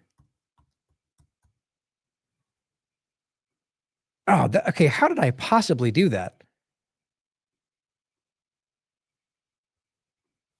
I'm glad I saw that. Okay, I think I know what I did. So there's just two more. Okay, I'm sorry, I got confused. Okay, so longevity state, this one ends on that front.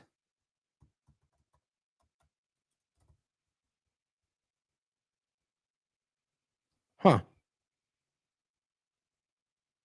Let me skim this. So you know what's so frustrating about this for those watching? The only reason I have to do all this is because these things just don't stay on there for me for whatever known reason. So I have to do all the screenshots and okay. All right, so let's see. His work at Sense Research Foundation suggests to me and others that longevity is going to be something that he prioritizes. That's important to read. I think he's a supporter of this field, and that's really all that matters to us right now. They're obsessive about this. O'Neill is one of them. He has long supported deregulation of new drugs and medical devices. During his first tour of HHS, for instance, he pushed back against regulations of the use of algorithms in medical devices. FDA has to argue that an algorithm is a medical device, he said in 2014, presenting at the meeting. I managed to put a stop to that, basically saying no regulations, right? So we can use algorithms and AI and it shouldn't be regulated because it's not a device. They're just playing on the lack of understanding about how this fits into the new paradigm. During the presentation, O'Neill advocated lowering the bar for drug approvals in the U.S. We should reform so the FDA is approving drugs and their sponsors have demonstrated safety and let people start using them at their own risk. Fantastic. Okay, we read that part. Okay, so let's go back to this. So it says a major goal for a subset of longevity enthusiasts relates to another controversial idea. And this is the important connected point. Creating new geographic zones in which people can live by their own rules. So, I mean, you would have never thought, like, this is just to connect the idea of putting Jim O'Neill at the head of the CDC because he's a longevity expert, because he's funded by Peter Thiel, to drive the research that they want to conduct, and they need to create freedom cities to do that. Like, the idea that connects, like, it's astounding. That's what I was saying before. This is something going on here. This is all interconnects. And it goes on to say, the goal has taken various forms, including network states, another name for the same thing, which could start out as online social networks and evolve into territories that make use of cryptocurrency, special economic zones, and more recently, freedom cities. All different names for the same idea. It says, while specific details vary, the fundamental concept is creating a new society beyond the limits of nations and governments as a place to experiment with new approaches to rules and regulations. In 2023, for instance, a group of longevity enthusiasts met at a temporary pop-up city in Montenegro to discuss plans to establish a longevity state, a geographic zone with a focus on extending human lifespan. Such a zone might encourage healthy behaviors and longevity research, as well as fast-tracked system to approve promising-looking longevity drugs. They considered Rhode Island as the site for later changing their minds. Let's not forget, Trump has been studying and floating these ideas. In the background, you've got the Teals network talking about where they would use the places to create these areas. Not for what Trump sold you on, but because of what they want. And they're the ones funding his campaign. That's how politics works. They considered Rhode Island because they'll just take from you, right? Just like he's doing in Texas. You know, maybe you won't have your house anymore. Elon, like that's the Elon Musk overlap that people are worried about keeping their property rights because of his new Starship thing. Same idea. But they changed their minds. Okay, guess where they went instead? Some of those same longevity enthusiasts have set up in Prospera in Honduras. You know, it's just weird how we fixated on this in the beginning because it really stood out to me without any other understanding of how it connected. Look at how much this has interconnected. Look at how much pushback we got. I think there's a reason for that. So this Prospera ended up being where they shifted into doing this longevity research, which we just told you before in the last show. On this one here, we'll come back to. Pronomos Capital, which is the Teal kind of fund behind all the Freedom City stuff, the rapid transition to a techno-feudal state. The idea that they shifted into that, right? So they didn't get what they wanted in the United States, so they shifted out to Prospera. What did I tell you? A technocratic trial balloon. And they're now floating this idea in other places. Maybe that'll be somewhere in the United States, but I'm starting to feel like Gaza if they get what they want, will be their first attempt in earnest, like on display. Now, Prospera, Honduras, a special economic zone like they were just talking about, on the island of Roatan with a libertarian approach, not even remotely, if you understand what those words mean, to governance. Where other than the idea that I guess that there's like no regulation, like they're playing it fast and loose with what that really means. It's basically like what they're doing with encroaching land and taking territory. It's not libertarian, guys. It's just not. It's techno-feudal. It's what it comes down to. That's why that term really does stand out. And it says where residents are able to make their own suggestions for medical regulations. Great. They'll listen to you or completely ignore you, Another pop-up city, Vitalia, which we also talked about, also funded by Peter Thiel, was set up for 2 months in 2024. Compete with its own biohacking lab. It also happened. Oh, you know what? I'm sorry. That's right. Was it Vitalia? And there was another one too. The larger point is that Peter Thiel's connected to almost every single one of these. I mean, other than one that I don't probably through some shell company. The point is that every aspect of the Freedom City point, of the network cities, even the Israel overlap, right? Where they claim it started in Israel. I was just talking about this, is all tied back to Peter Thiel's funding. Like I showed you this, this one from the year 2000. Peter Thiel making libertarian ocean colonies. How long have they been doing weird research in places that nobody can see? Funded by the same people that are supposedly in control. Now it says it also happened to be in close proximity to an established clinic selling unproven longevity gene therapy. So think about the timing of them working on weird gene therapy longevity drugs since decades ago, and then all of a sudden we get pushed this massive gene therapy that they swear is a vaccine. There's a lot going on, guys, that people just don't want to see. And it says the people behind Vitalia referred to it as the Los Alamos for longevity. Another new project, Infinita City, is now underway in the former Vitalia location. All of this is funded by the same people. O'Neill has voiced support for this broad concept too. He's posted on Twitter about his support for limiting the role of government, writing, "Get government out of the way." Now, see, you might think it's weird for someone like me to go, no, it's not that I'm saying don't get government out of the way. I'm saying that's not really what they're doing. Look at it like this, if you want to make it simple. They are the new government, right? I mean, it's no different. It's really about them getting government out of the way would do a lot of different things. They're using government to get what they want, like they did for Prospera, right? The U.S. regime change in 2009 was how they got control of that. So it's a play on what they want. It's like everything else we talked about earlier. They know we want certain things, so they pretend to do that. Elon pretends to be MAGA. They pretend to fight for the Constitution. They're doing the opposite everywhere you look, if you're honest with yourself. That's no different than Biden. It says, and in reference to bills to shrink what some politicians see as government overreach. He goes, no reason to wait. No, and more to the point, he wrote on Twitter last November, build freedom cities. He literally stated that. So O'Neill at the CDC was the one promoting the idea of explicitly freedom cities, who is specifically tied to Prospera and Peter Thiel. So I don't know how many times this point needs to be made, obviously, but this is all part of the same circle. And what they're about to do, whether it's Trump's freedom cities in the United States, whether it's Gaza, whether it's somewhere else in the world, is the extension of this technocratic takeover. That's the way I would look at it anyway. And he says, I love the idea and think we should put the first one on the former Alameda Naval Air Station on San Francisco Bay. Great. And up until March of last year, according to his financial disclosures, he served on the board of directors at the Seasteading Institute, an organization with the goal of creating startup countries at sea. Again, exactly what Peter Thiel is funding. We are also negotiating with countries to establish a sea zone, a specially designated economic zone where seasteading companies could build their platforms. The organization explains. How much you want to bet those pop up all over the Gaza area? Or they're probably already doing that in places that they control. Some in the longevity community see the ultimate goal as establishing a network state within the United States. That's essentially what we're doing in Montana, says A4LI Livingston. A4LI's Livingston, referring to his successful lobbying efforts to create a hub for experimental medicine there.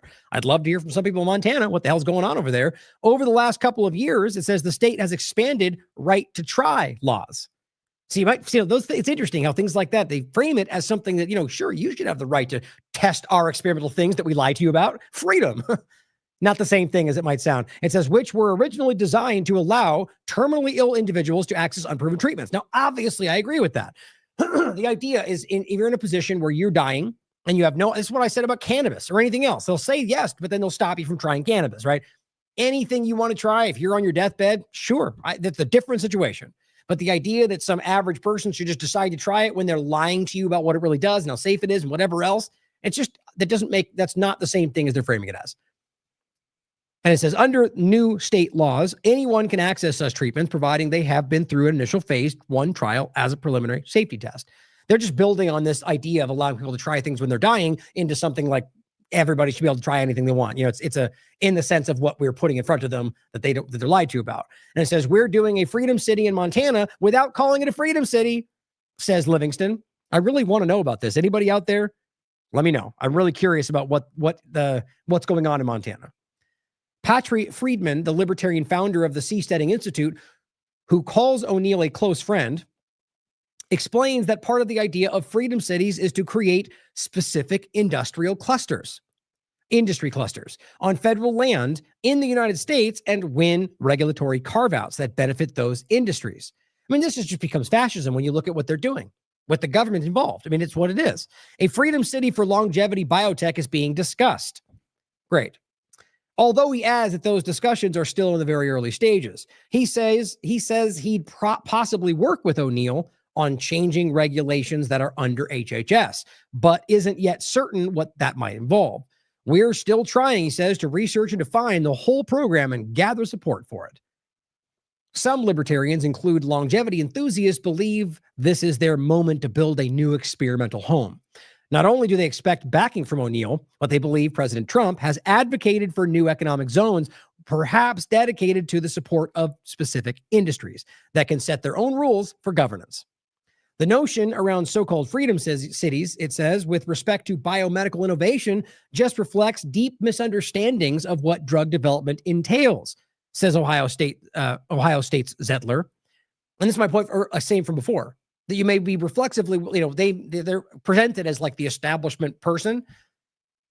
Doubt them. Yes. Question all of them, including the ones that you may not think you should, but also consider all of their statements and their opinions, even the ones you think you shouldn't. Right? That's always how it should go. In this case, this person is simply saying, wait a minute, like this is the way they're doing this may sound like it's, he simply goes on to say, it's not regulatory requirements that slow down drug development. It's the scientific difficulty of assessing safety and effectiveness and of finding true therapies. I would agree with that. All we saw different this last time was their complete lack of concern for doing that. They just rushed right through it. So what they're trying to make it sound like is, oh, the red tape is getting in the way. Well, in some cases, yes. But the reality is that they're actually years of testing are in order to find out if they're safe. And they just don't care about doing that is the point. And all they're trying to do is frame what appears to be the ignorance of the situation to get you to call for what will hurt you. Typical. Making matters even murkier, a lot of the research geared toward finding those therapies has been subject to drastic cuts. Now, this is interesting. Same point, right? So here's Trump coming in and cutting things that in many ways I would agree with. But if they're doing this, which they are, what was that about, right? Is it about trying to make it seem like, or one of two things, making it seem like you're doing this because you're really not, or slashing things off the NIH so you create a hole in need, right? A spot where you go, well, now we need what you fill with this exact direction. This is what the article says. Making matters even murkier, a lot of the research geared toward finding those therapies has been subject to drastic cuts. The NIH is the largest funder of biomedical research in the world. Remember what she is now head of, or through the CDC is leading, and has supported major scientific discoveries, including those that benefit longevity research, or rather, HHS, I should have said. But in late March, HHS announced a dramatic restructuring that would involve laying off 10,000 full-time employees. Since Trump took office, over 1,000 NIH research grants have been ended, and the administration has announced plans to slash funding for indirect research costs. Now, remember, most of this was simply repurposed and put in different directions. But it says a move that would cost individual research institutions millions of dollars. Research universities, notably Harvard, have been the target of policies to limit or revoke visas for international students, demands to change curricula, and threaten their funding and tax-exempt status. All right, so a lot of that you may even agree with. My point, though, is that this could be an action in the means to an end, like to create the call or like the very thing that they want done right there, you've created an opening for this project to fill. That's kind of how I see that. But you can decide for yourselves. Now, lastly, it says alongside its efforts to change Montana state law to allow clinics to sell unproven treatments, the organization has been planning to push for an all-new NIH institute dedicated to aging and longevity research, and in an idea that O'Neill voiced support for last year. So seems to be that's where it's going. Now, that was my thought before this article put it out. Either way, it seems to be a very likely kind of direction. They're creating the call for it. Now, this is where it gets even more interesting. This is life extension, one of the many groups that you can connect back to O'Neill and what they're working on. And I mean like literally interconnected, not just associations, like working along with funding, things like that. Billionaire philanthropist funding anti-aging research. Now, this is specifically Peter Thiel we're talking about.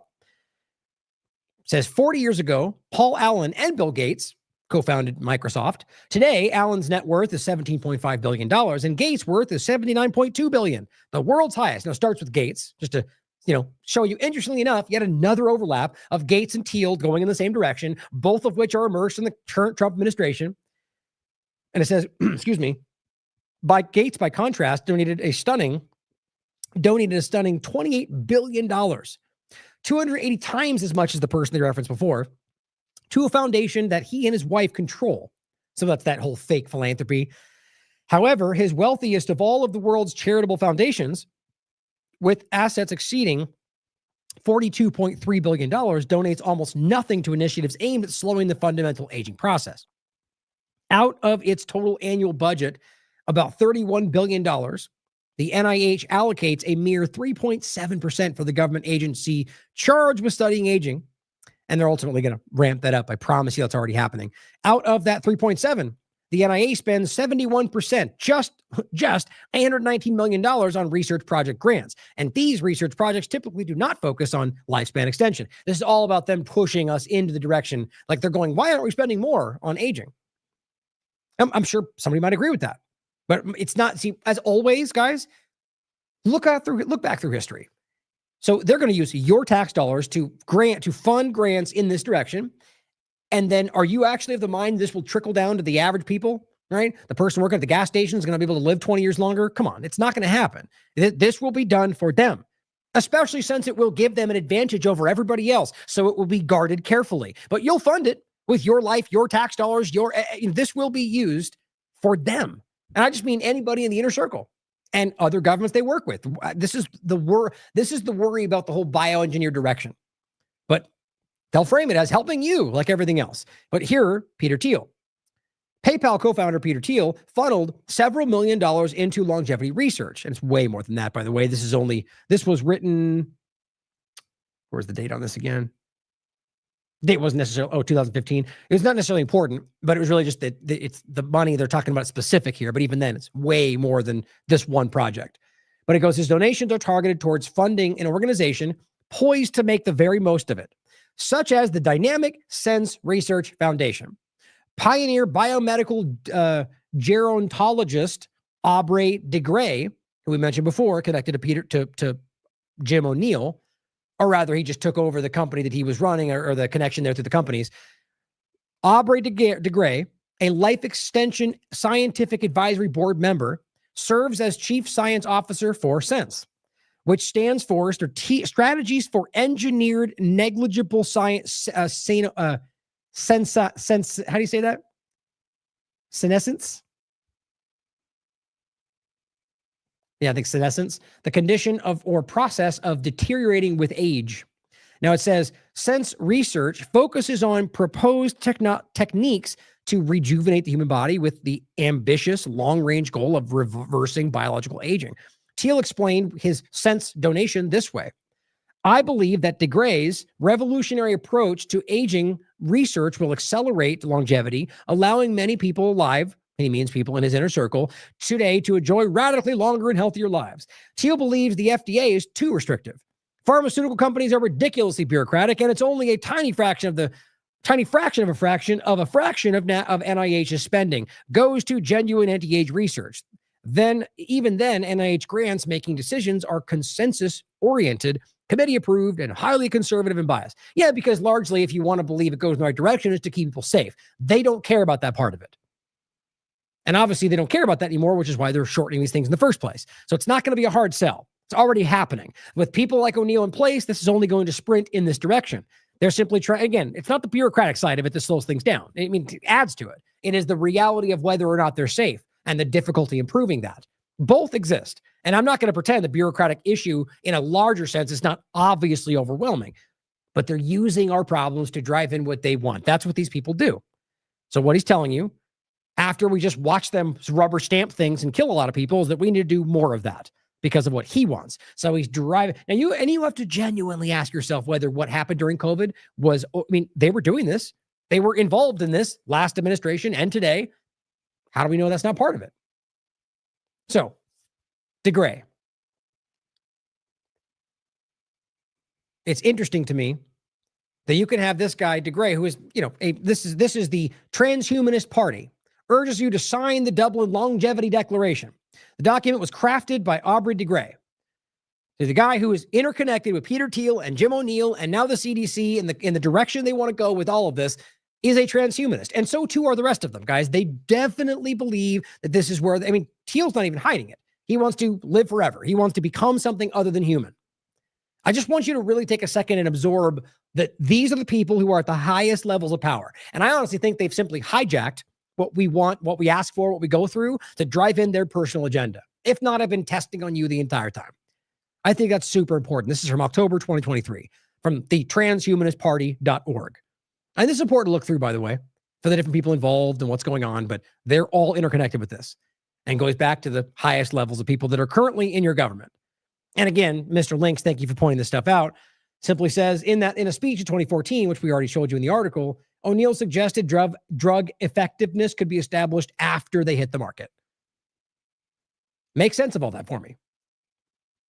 Now, I really recommend you watch this show to understand the funding arm to all of this and how this is like they're building their technocratic fuel state as we speak. And that's part of the Freedom City, Prospera funding, all of it, the health side of it, the surveillance, it's all building out in front of you. And then this is my show specifically way back, and this is September 2024, about it's called the Technocratic Regime Change under the guise of freedom. Technocrats are slowly taking control. Certainly more obvious now. And it was in particular about Prospera. So we'll be doing more on this as we continue. I don't think this is going away. So here is where this dovetails with Gaza, which I think is just shockingly clear. This is Ynet Global. Trump mulling post-war Gaza plan, relocating 2 million Palestinians for multi-billion-dollar investment. Now, we're going to go in more on this tomorrow. Today is specifically about how it overlaps with the AI, smart city, Prospera, freedom city kind of conversation. Some of it will overlap, obviously, but tomorrow we'll go more into just the ongoing genocide, occupation, foreign policy part of it all. Washington Post reports that the plan, which is, it's almost like jokingly in your face, the Great Trust Plan. Trust the plan. It's just crazy to me. It's called the Great Trust Plan. It's called the Great Trust, and everywhere you look at it, it's called the Great Trust Plan. I just think that's funny. Envisions U.S. oversight for at least 10 years. Now, not even that, to be honest. What it envisions is Israel and even the Gaza Health Foundation. The Mossad-run murder factory that they're currently using to kill all of them. Those are two parts that are involved with the support and grow of this. It is insulting, to put it lightly. But, of course, building AI-powered smart cities. Okay, so where are the conservatives? Oh, I forgot. They're all out there screaming about small, petty, surface-level talking points right now because they don't want to see this. All the people screaming about the Great Reset and all this, it's in your face. Donald Trump is rolling out or trying to a smart city reimagining of Gaza. I'll make it clear to you right now. I just want to point out how embarrassing it is that the people who would pretend like they're fighting this and fighting the globalists will not stop. I mean, they will watch once it becomes something we make clear as just the honest independent media out there. Because if nobody talked about this, they would never point to it. But eventually, like we keep seeing when we go this, and we drive it into the corporate media conversation, they're eventually, like with the child predator that got released back to Israel, right? The Loomers and the Jones and all the rest, they didn't say a word about it until they knew it wasn't going away. That's how that works. But this continuing. Here's the actual, we won't go into this. It's the Washington Post article. I'll include it from the archive so you can read it for yourself. Gaza post-war plan envisions voluntary relocation of entire population. The idea that they're still calling it voluntary is just as dumb as the rest of them lying to you about what they want to accomplish, right? They're just saying what they know is supposed to be said. Nobody believes this, guys. They don't believe it. The Palestinians sure as hell don't believe it. It's just embarrassing. But that's what politics is. Shameless lying. But you can go through and read it all. I'm going to show you directly from the outline, which is very clear. Caitlin Johnstone says, we're going to be hearing this voluntary relocation slogan a lot. And everyone should understand that it's a lie. Saying leave or starve, and really what they're saying is leave or starve or get shot, because they're doing both. Or bombing. Leave or we'll kill you in one way, or starve you to death. But she says saying leave or starve is exactly the same as saying leave or we'll shoot you in the head. It's exactly the same as forcing the Palestinians out at gunpoint. It is. But this is just logic, right? All these manipulative, lying Zionists out there wanting to scream. It's like we all keep saying. It's just shameless. It is shameless deception. And it's not even deception because no one's falling for it, but it's just shameless adherence to the narrative nobody believes. And that's a lot of people like the misfit patriot moron we were talking about earlier who will just laugh at you because you say what we all know is true. Because that's the best you can do is go, you're so stupid. You don't know. It's worth watching that back and forth with, what was the guy's name? Robone or whatever his name is on the Timcast. It's just really embarrassing. Like really, really, really bad. But they I guess they still think they're right, or they're getting paid enough to not care. I don't know. It's insane. Now here is the great trust. Gaza reconstitution, economic acceleration, and transformation. Now, I want to start off by pointing out that the images that Donald Trump released in that video they tried to pretend wasn't his is exactly these things. They took it from this. This is the images that were released. I'll play it for you in a second in the video they put out. And also, by the way, the same images that they put out years ago when they made this plan before. Or we got the Gaza pier plan before it was like the fake food part of it. They pretended Gaza could live on the pier. They're just repurposing the thing that's been there the entire time. Remember how long they keep telling you we never wanted Gaza, we're not going to go after Gaza. No, we don't. There was always a lie. They knew it too. We all knew it. But some people are finally just starting to realize that. The Great Trust. The Gaza Reconstruction, Economic Acceleration, and Transformation Trust will fundamentally transform Gaza. Well, I mean, you can start with the obvious. It's not their right to do that. They don't have any legal right to be able to do any of this. Palestinians don't want that. It doesn't matter whether you think Hamas is the worst thing in the world or not. It doesn't change the legal reality. But they just go, but Hamas bad, but terrorism, but those narratives, even if true, still do not change the legal reality. Right? You can't just bomb a bunch of civilians because you think somebody's there because you say there's a terrorist. Still a crime. Doesn't matter. But all that aside, just my point is to make sure you understand that regardless of whatever they say, even if everything they say is true, they're still breaking the law. There's just no way around that. They're also lying about everything that's happening. A U.S.-led multilateral custodianship, right? So they're making it clear we're taking this location, just like Trump clumsily said he would before, because they did let that out. They are going to take this. At least that's what they are presenting as what they want. But they say reformed Palestinian self-governance. It's just such a lazy manipulation. I'll show you as we go through. They're talking about the what is it called? Abraham plan?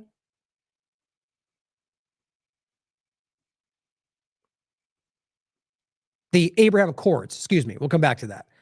I mean, Robert wrote about this. He called it the fail of the century. Trump screamed about the deal of the century. That was about the Abraham Accords. It was, and his overlapping plan and all of that. Like they're simply this is what they do every time. They're giving you the same thing they've always done with some new graphics and calling it freedom, and then going, outraged Palestinians don't want peace. It just grosses me out that anyone is, the fact that they know we see them doing it too, just adds to it. They know we see them. They know that. This is them going, we're doing this. We don't care what you think. They know the world sees them. It says it can start as a U.S.-Israel bilateral agreement. Oh, great. So the U.S. and Israel get to decide for them, but they're not involved. Nobody wants this, guys. Nobody thinks it's okay. Not any institution of standing. The only people pushing this right now are the governments that are involved and the governments that are overtaken by Israel.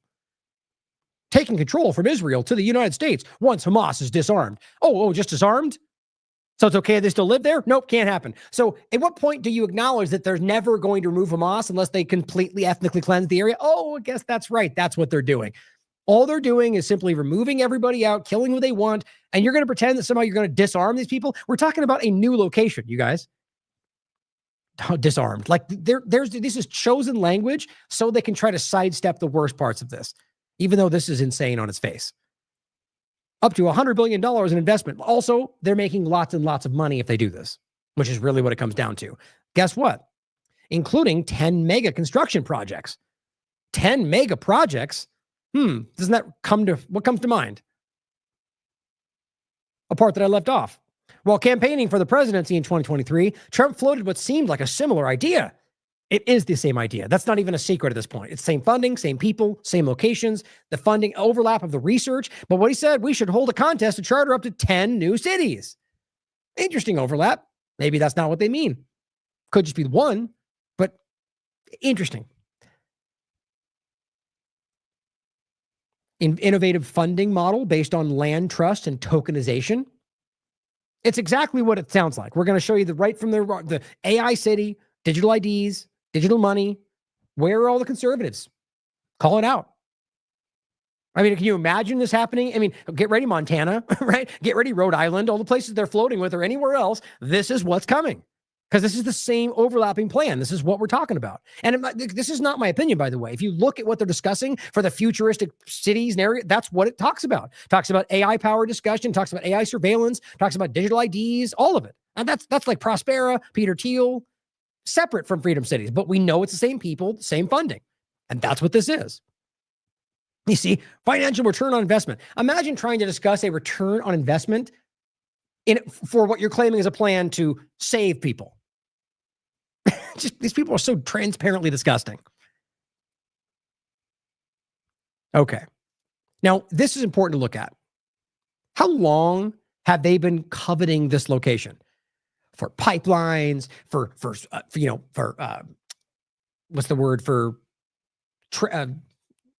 supply chains? I mean, any number of things. Like, it's an important location, which is, by the way, why they regime changed Egypt, which is, by the way, why they regime. I mean, every single location. It's important. This was like one of the last issues, including Yemen, by the way, which they're still trying to do right now. Pretty easy to see. My point is that now they're showing, look what we can do. A new thriving Gaza at the crossroads of a new Abrahamic architecture. Great. Does that change the fact that nobody else in the world likes you and that you're murdering everybody around you? Like, we're going to pretend like doing this is somehow going to make the Middle East at peace? The only thing causing all of this is Israel's actions in this area. The idea that you have all these disgusting people online making it just about being a Muslim, like, they're not even hiding that anymore. I'll go into that tomorrow. I pushed it off from today for this focus. But just the amount of people out there, like, look at all these Muslims in this country. We're being overtaken. You mean barbecuing? That's what they're showing in these videos. So because they're Muslim, they're by default, what about the one over there where it's all the Israelis with their flags? No, that's okay. So you're disgusting is the point, right? It's on the surface. Gaza is an Iranian outpost, they write, in a moderate part of the region. Think about still pushing these kind of stupid arguments. Palestinian self-governance. That's embarrassing. Gaza is a regional trade hub at the crossroads. So that's what they're coveting in one large part. It's the location. Total collapse post-Hamas takeover. Two separate economies emerged. I think I skipped this in general. Let's see. Extreme aid dependencies, long as Hamas rule. It's all, Hamas is the problem, even though we've gone over all of this, from the Israel funding Hamas for this very purpose to keep them divided, which in no way undermines the legal right of armed resistance for the Palestinian people, despite that being, that you have to acknowledge both facts. Yes, Israel did fund Hamas in many ways. Does not mean the Palestinian people are all taken, or Hamas even is all taken by Israel. I think stuff has changed a lot over the years. Regardless of the fact is it happened. It doesn't change the reality of their legal act of armed resistance because they're occupied. Got to be honest about all of it, even the ones that you may not think fit into what you like. Because you get a lot of pushback from people supporting Palestine that they sound like you're falling for some trick to lie about them to undermine their invasion. That's not the case. Now, of course, could I be wrong about the funding? Sure. I think the facts prove that. Robert and I have talked about it. You see, these things matter. It's about being truly objective and truly honest about what we can prove. Gaza 2035. Funny time frame, isn't it? Regional vision. The IMEC's bridge to the Mediterranean. It's the same point. How long they've been coveting this overlap. This is where we get into some of the crazy parts. Reimagining Gaza. 10 mega projects. Now here they frame this as, separate, right? But it's interesting overlap to the point. Maybe Trump just misinterpreted what he was reporting at that time. But here's what it says. Same special economic zone, right? That's right out of the Sustainable Development Goals. I bring this up with Prospera, same kind of conversation. Will be established with free trade to Europe and the United States. In it, is the Great Trust will spearhead 10 ambitious projects. Oh, look, public-private partnerships, no less. Because that's where we want to go, right? Right, conservatives? Okay. The Abraham Gateway. Here, I'll just go to this. I think I've got it highlighted, or just the parts here that I thought were important. Oh, look at this. So this is interesting. It's called the Elon Musk Smart Manufacturing Zone. Not a joke. Industrial zones along the Gaza-Israel border, feeding from and to the Abrahamic Gateway through the Gaza Ring. In the Elon Musk Smart. Great. So it's like the Trump Heights. You know, they're getting their name put on things that they gain from a genocide. Gotta love that. Regional data centers with special U.S. AI regulation protected by the Great Trust and serving Israel. Why is Israel even involved in any of this? They literally have ethnically cleansed this entire area. You're allowing them to take control of something that they illegally, it's like they're benefiting from their ill-gotten gains. That's what this is. And on top of that, they're building out their AI hellscape. World-class resorts along the coastline that Palestinians won't be allowed in. Here's the part that I think is most important. For the cities themselves, zero ground construction of 6 to 8 dynamic, modern, and AI-powered smart planned cities on the inner side of the Gaza Ring. All services and economy of these cities will be done through through ID-based digital system.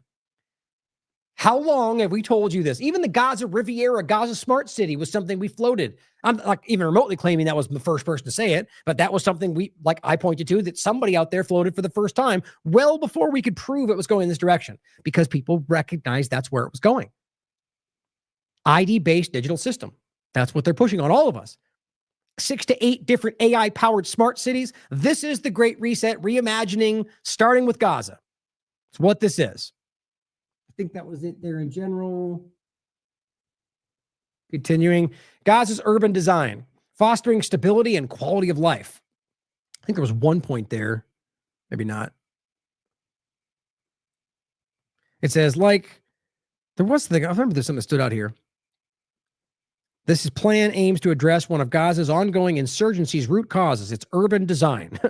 Great. So what they mean is they want smart city designs that can be easily surveilled so there can't be possible insurgencies. Or really just using what using what you created here to justify mass surveillance of the people living there. I just don't know why anybody agrees with any of this. Panopticon style. Tourism. There it is. All services and economy in these cities will be done through AI-based, that's what it was, but I already said it. AI-powered digital systems. Advancing manufacturing zones. Now, look at all these images, by the way. You've seen these going around in all the things they're sharing. Well before this leaked. American electric vehicle companies build factories and facilities in Gaza. And, as usual, right? What happens when they save Iraq? Well, all the oil companies rush in. All the big corporations go in and they rape the country. That's what they do.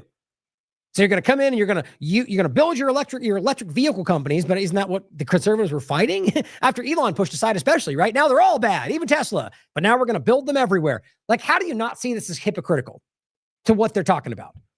But the point is, build companies, wherever they are, which are going to take advantage of the people in the area. They're going to take advantage of everything. They're going to basically work there and not have to pay back to the area, outsource everything. AI, that's what they're talking about. That's what they always do. Ask Iraq, ask Syria, ask anywhere where this stuff goes on.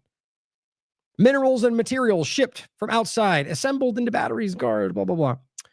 Here it goes on, an innovative funding model, land trust and tokenization. Goal? Creating a self-financing and sustaining development fund to reconstruct Gaza and finance humanitarian efforts and developments. It'll be a slush fund for these Zionist technocrat globalists. And define main objectives.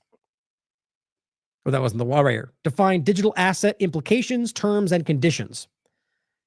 Digital asset information in blockchain as record of ownership. It's just like a one, two, three, right down the list of all the things that we've been talking about being rolled out in one location as they're stealing it from somebody else. Digital land title registration. Create and register tokens for fractional ownership. This is everything. Public place lands or place public lands of Gaza in the trust. Offer Gazans to place their privately owned land in the trust. Of course, because we can trust them, right? In exchange for tokens that give them right to permanent housing units. So see how this is insane. That's the right of return. They're literally saying, give us your right to your land. We'll give you some tokens for some housing units. This feels very similar to things that happened in the past, doesn't it? Disgusting. Mark asset potential investors, sell and distribute tokens via own for public trading platform. Like you're literally creating like a fake currency for them inside this prison that you're building for them, it seems. Automate certain asset management.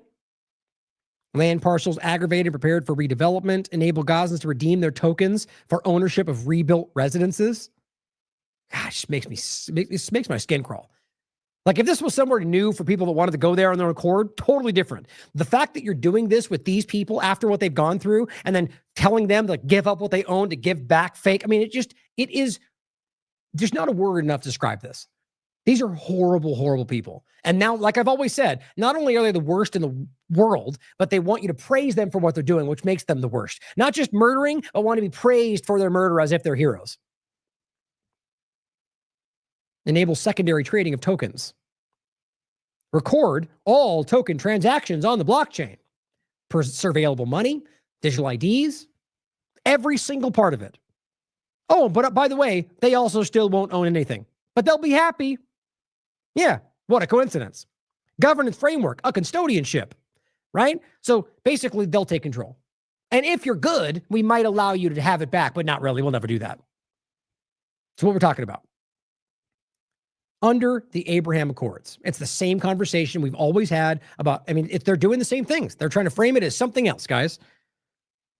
Once Gaza is demilitarized and de-radicalized, which will take 45 years, if ever, it's just, that's never going to change because these people will never be content to be in control by the people that just genocide their families and will always be called the bad guy despite clearly being the victim.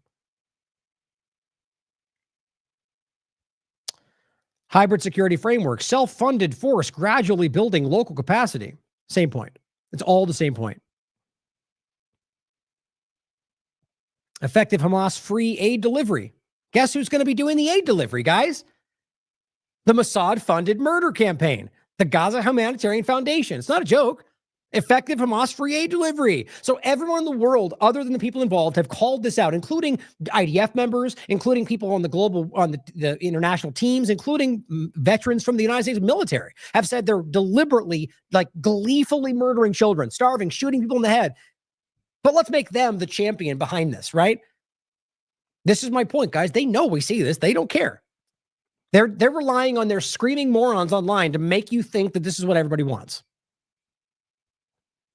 Effective Hamas-free aid delivery and shelters while Gaza is being rebuilt. Great, so they're going to be put up and sheltered and fed by the people who have been killing them the entire time. Make sense of it. Accelerated reconstruction, voluntary relocation programs. Right, voluntary. What if they don't want to go? Well, too bad, you can die. Your choice. Very similar to the choice during COVID, right? Take it or we're going to put you in jail. Your choice. Take it or you lose your job. Your choice. Temporary housing option. Gazans remain in Gaza during reconstruction. Right, and they'll be killed, shot. They're already being told that. If you stay in here, we will murder you. They've said that point blank. Receive temporary housing, hardened structures set up in communities with life support. Education watch. All right, so you mean you'll bring in all the things you've been denying them this entire time. Got it. Receive $5,000 a person in digital money. Then we will allow you to give that back to us to take a place that we built for you, is what it comes down to. It says rent subsidized for 4 years. Oh, very kind of you. Is that the cost of murdering their children? Subsidized food for 1 year. How much you want to bet most of this doesn't even happen? You know as well as I that this, if they just get them out of the way, most of this will be cast aside because, somebody fired a rocket or something. Any number of things they could just simply claim, which is what they've done the entire time. or claim, look, hey, look at them. They're not following the rules. Okay, never mind. Like, it'll be immediate. If anything they've ever done is an example to follow, along with generating almost $200 billion in revenues, right? That's what we'll make money off the back of their suffering. Nothing new. Gross. Truly, truly disgusting. Oh yeah, let's not forget Gaza security, right? So you got to have somebody take care of them, right? Well, guess what? Top of the list, Academy. A completely Israel infiltrated overlapping. That's Eric Prince, the same one we talk about with the overlap to Carbine, who's basically a stand-in for Israeli government to create companies in this country. You know, the whole thing. It just doesn't stop. The whole thing is a manipulation, like it always is. I mean, do you really think suddenly the genociders just decided to be like, okay, let's help them this time? Education, that's re-education. That's what it comes down to. You're going to take groups that you're going to use against them to train them what they want you to think. This is not going to functionally work, guys. You just don't let the genociders start doing what they want and training, teaching, and you know, that doesn't make any sense to anybody. Public-private partnerships. No surprise there, right? This is what we've been telling you. This is the trial model, I think, for what they're really rolling out, other than the ones we've already talked about. I'll leave it there for today. There's more we can get into. Make sure I didn't miss anything here. Digital assets, digital IDs, freedom cities, environmental industrial zones for EVs, because that lines up. Well, again, let's play this clip because this is what Trump put out. Now look at all the overlaps to what we just showed you. Like the imagery, everything. And this video came out, I don't know, when did Derek post this? February 26th, but it was before that. I think it was even was it in 2024? Remind me in the chat when this came out. So look, they even put the date on it. They literally in this put 2025. What's next? Especially if it came out. I mean, they were predicting, they knew this would happen. They were trying to prime us for it now, or they are right now. They're trying to get you to be okay with this.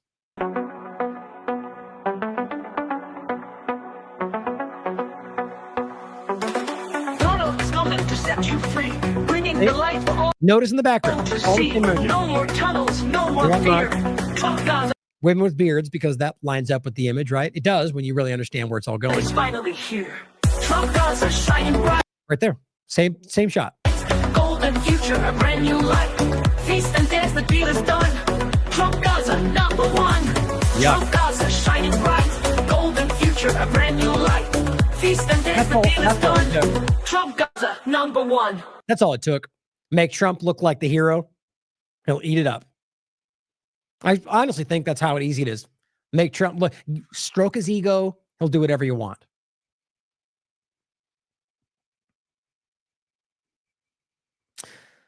Oh, and I'll include Hala Jabber here. Did a great job breaking this down. Just kind of lays out some of the more important points that we were discussing about AI smart cities, tokens for your home. You know, it's all what we'd hope wouldn't happen. Here is Kushner laying this out. And this was posted this year, but this was, when was this? Like year and a half ago? I believe it was at least a year, more than a year ago. My point is, before we got here, this is what he had to say. Waterfront property. It could be very valuable to, if people would focus on kind of building up, livelihoods. You think about all the money that's gone into this tunnel network and into all the munitions. If that would have gone into education or innovation, what could have. You remember the tunnel networks that we've already talked about, that even National Geographic covered, which were bringing in largely food, and which, by the way, is exactly the same point that Misfit Moron laughed about. This is something you can easily prove. And the fact that Israel's aware of those tunnels and, in fact, has collaborated with people to allow this because it justifies what they do. It's a whole big interconnected thing. That's why the funding of Hamas plays a factor going back a long way. The point, though, is you can prove that this is the way they circumvent all the blocks they have on the country, or like the calorie control that goes back way before October 7th. You see, the people like this don't know what they're talking about. And then they just smugly laugh because you're not talking the talking points and act like the rebels fighting the deep state. It's disgusting. But the point is to always frame it like they're the bad guy, despite them being the occupied territory, despite them being the ones that have been abused and raped and tortured. We'll go into more of that tomorrow, unfortunately. But here we could make it something better if we just get rid of those pesky Palestinians. Been done. And so I think that it's a little bit of an unfortunate situation there, but I think from Israel's perspective, I would do my best to move the people out and then clean it up. But I don't think that Israel has stated that they don't want the people to move back there afterward. Thing that they did many times. That I would try to do if I was Israel right now is I would just bulldoze something in the Negev. I would try to move people in there. I know that won't be the popular thing to do, but I think that that's a better option to do so that you can go in and finish the job. Yeah, genocide can be a little unpopular these days, but we'll get by it. It's like they're just so detached from humanity, right? They're so out of touch with humanity. Well, as Whitney Webb writes on August 31st, the plan to turn Gaza into an ethnically cleansed Riviera of the Middle East appears to go back almost a decade to 2016, when Paolo Zampoli, the man who says he introduced Trump to Melania and who is now his special envoy for global partnerships, was pitching it to journalists and politicians alike. Zampoli, a protege of John Casablancas, also has considerable Epstein network connections and has been involved in an insane number of scams and scandals over the years. Mark Goodwin and Whitney published an investigation on this exact topic. And this is the link for you. I went through it a bunch. I might actually go through it more tomorrow. But the point from this is just read it, definitely read it.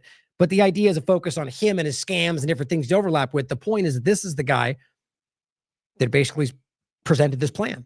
And it goes back to 2016, right? So they're always presenting you with the solution to whatever, like that's what they want, right? But it's a different argument, a different problem that's used to roll out that solution. So back then it was something different, just like they floated different plans when this first started.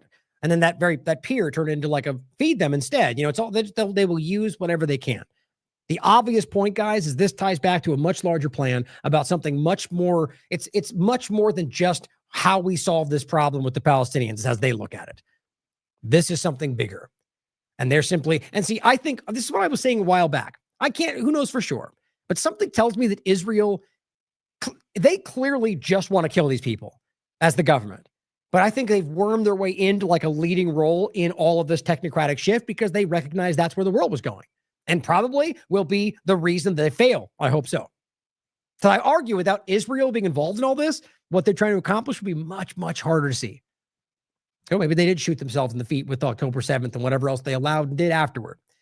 But the reality here is this ethnic cleansing project to murder everyone they can and move them somewhere else voluntarily and then create this first AI smart city, kind of freedom city rollout that they're going to experiment on whoever they want, whenever they want, and save the world. It's a little bit alarming. I think it's very obvious to everyone paying attention. And I think that's the craziest part. They know you see them and they don't care. Like, I think that speaks for itself. That means they don't work. You're not the one you're not the one putting them in that position. If they don't care what you see and think, then they're not worried about what you care and think. They don't care. Somebody else is driving the bus, guys. I think that has to start being acknowledged. That has to start being screamed from the rooftops if we can prove that, which I think we can. Lastly, Simon Godek says, morning, friends. Fauci's still walking free. Epstein files are still sealed. AIPAC still owns the Senate. Both. Fort Knox is still unaudited. Zelensky's still out there snorting coke on your dime. Have a great day, right? I mean, all this fake winning and it's just, but we're now winning because we're building a smart city in an occupied territory, right? It's just promises not kept, obviously. Libertarian Party points out a meme that shows microchips, digital money, mass surveillance, but it shows Bill Gates and Klaus Schwab and Soros, and MAGA says never. And it says microchips, digital money, mass surveillance, but it's Karp and Vance and Elon. And they go, yay. I mean, that's exactly what's happening. So I think that's pretty insane, but just call it out. If you're the honest conservatives, which I believe is the majority, you just got to call it out. Lastly, as Agorist Nexus points out, just kind of a message to leave you with that I think is funny, but I think is very important. So as we're being lied to, and if you wanted Trump to do certain things, or if you hoped, he's failing you, or just he lied in the first place. So did Biden, so did the rest. They don't care about you guys. And I think that it's all coming to this point, right? The title of the book that he's showing, well, that didn't work. A Brief History of Voting. At least think about it for a second and ask yourself whether there's a different path, or whether we keep going down the same paths. Like, you do keep doing the same thing, you're going to keep getting the same result, right? Start questioning things. If we're questioning the two-party illusion, if we're questioning the foundational ideas of Zionism and Israel, like, start questioning everything. Ask yourself whether we can question, beyond, maybe we don't need to be in this process. Maybe we can do something without government. Maybe we can live in a world where these sociopathic power structures don't have to exist. But hey, we're getting a little too far ahead of ourselves, right? Let's stop this before they kill more people. Let's call these things out, fight against what we obviously see happening and obviously see happening. And I don't know, just do what you can, where you can. That's all we can do. I mean, people over there need your help. People in a lot of these places need your help. And the point is, you can only do what you can do. But if you care, if you're out there and you care about the truth and you want the right things, if you want this country and just in a, not a world perspective, but you want the United States to be better. If you want your state, if you want your town, your city, your county, your street to be better, then be better. Stop falling for the same old tricks. Stop falling into the same traps. Stop being swayed by political morons out there. Stand up for your principles and your integrity. Show the world there's a different path. Thank you for tuning in today. I love you all. As always, question everything. Come to your own conclusions. Stay vigilant. One man who knows the dangers only too well is Aman Jabi, who was at the forefront of digital development in Silicon Valley, California, for 25 years. He left when he recognized the dark side of surveillance technology, choosing instead the peace and beauty of Montana. He's an expert in facial recognition. It's a technique that is used to uniquely identify the biometrics of any face. So, in a device like your smartphone, and most modern smartphones in the last 5 or 7 years, they have a 3D camera module in the front of the phone, which you cannot see. Within that module is a near-infrared projector which projects tens of thousands of dots on your face. Those dots are then distorted based on the contours and the features of your face, and there's a near-infrared camera then takes a picture of that distortion, captures it, and then reverse engineers the exact profile of your face. In the longer term, facial recognition will be used to unlock your digital identity, which is going to be a tool of control for the agendas that are coming down the pipeline. Elements of that control are already with us. Alexa, good morning. Good morning. You are never alone in your home, and this is why. All your devices at home and all smart appliances, they are all connected on a wireless network. Many of these devices will have cameras, many will have microphones, and so they are monitoring everything all the time. Your smart appliances are communicating with the smart meter and sending it real-time usage data. If there's a Ring camera also in your home, a mesh network is formed, and all your devices are being tracked within the home, its location, its usage, and all the data is going to Amazon servers. When you leave your home, all modern vehicles are connected to the internet, so your automobile is being tracked all the time. When you're going under a string of smart LED poles and smart LED lights on the highway and in the streets of your towns and cities, those form a wireless network and are tracking your vehicle. They are tracking all the devices on you, from smartphones to smartwatches when you're walking on the streets. So data is being collected 24/7 continuously on every human being whenever you are within these wireless networks. And it's obviously not good for health also because of all the electromagnetic radiation. In the long term, the plan is to pretty much lock up humanity in smart cities, which is kind of a superset of a 15-minute city. They've sold all the state and local governments and countries that smart cities are about sustainability and the good of the city. But in reality, the language from the UN and WEF and their white papers is all inverted. So, air monitoring is really about limiting mobility and no car ownership. Right? Surveillance, control via LED grid is why the smart lighting is there.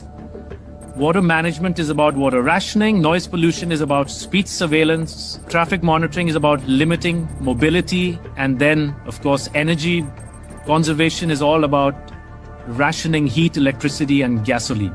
Another concept one should be familiar with is called geofencing, and think of it as an invisible fence around you where you cannot go beyond a certain point, and that will be related to your face recognition, digital identity, and access control. Your smart contracts, SoftBrick can turn off your digital currency beyond a certain point from your house. Our world has been turned into a digital panopticon.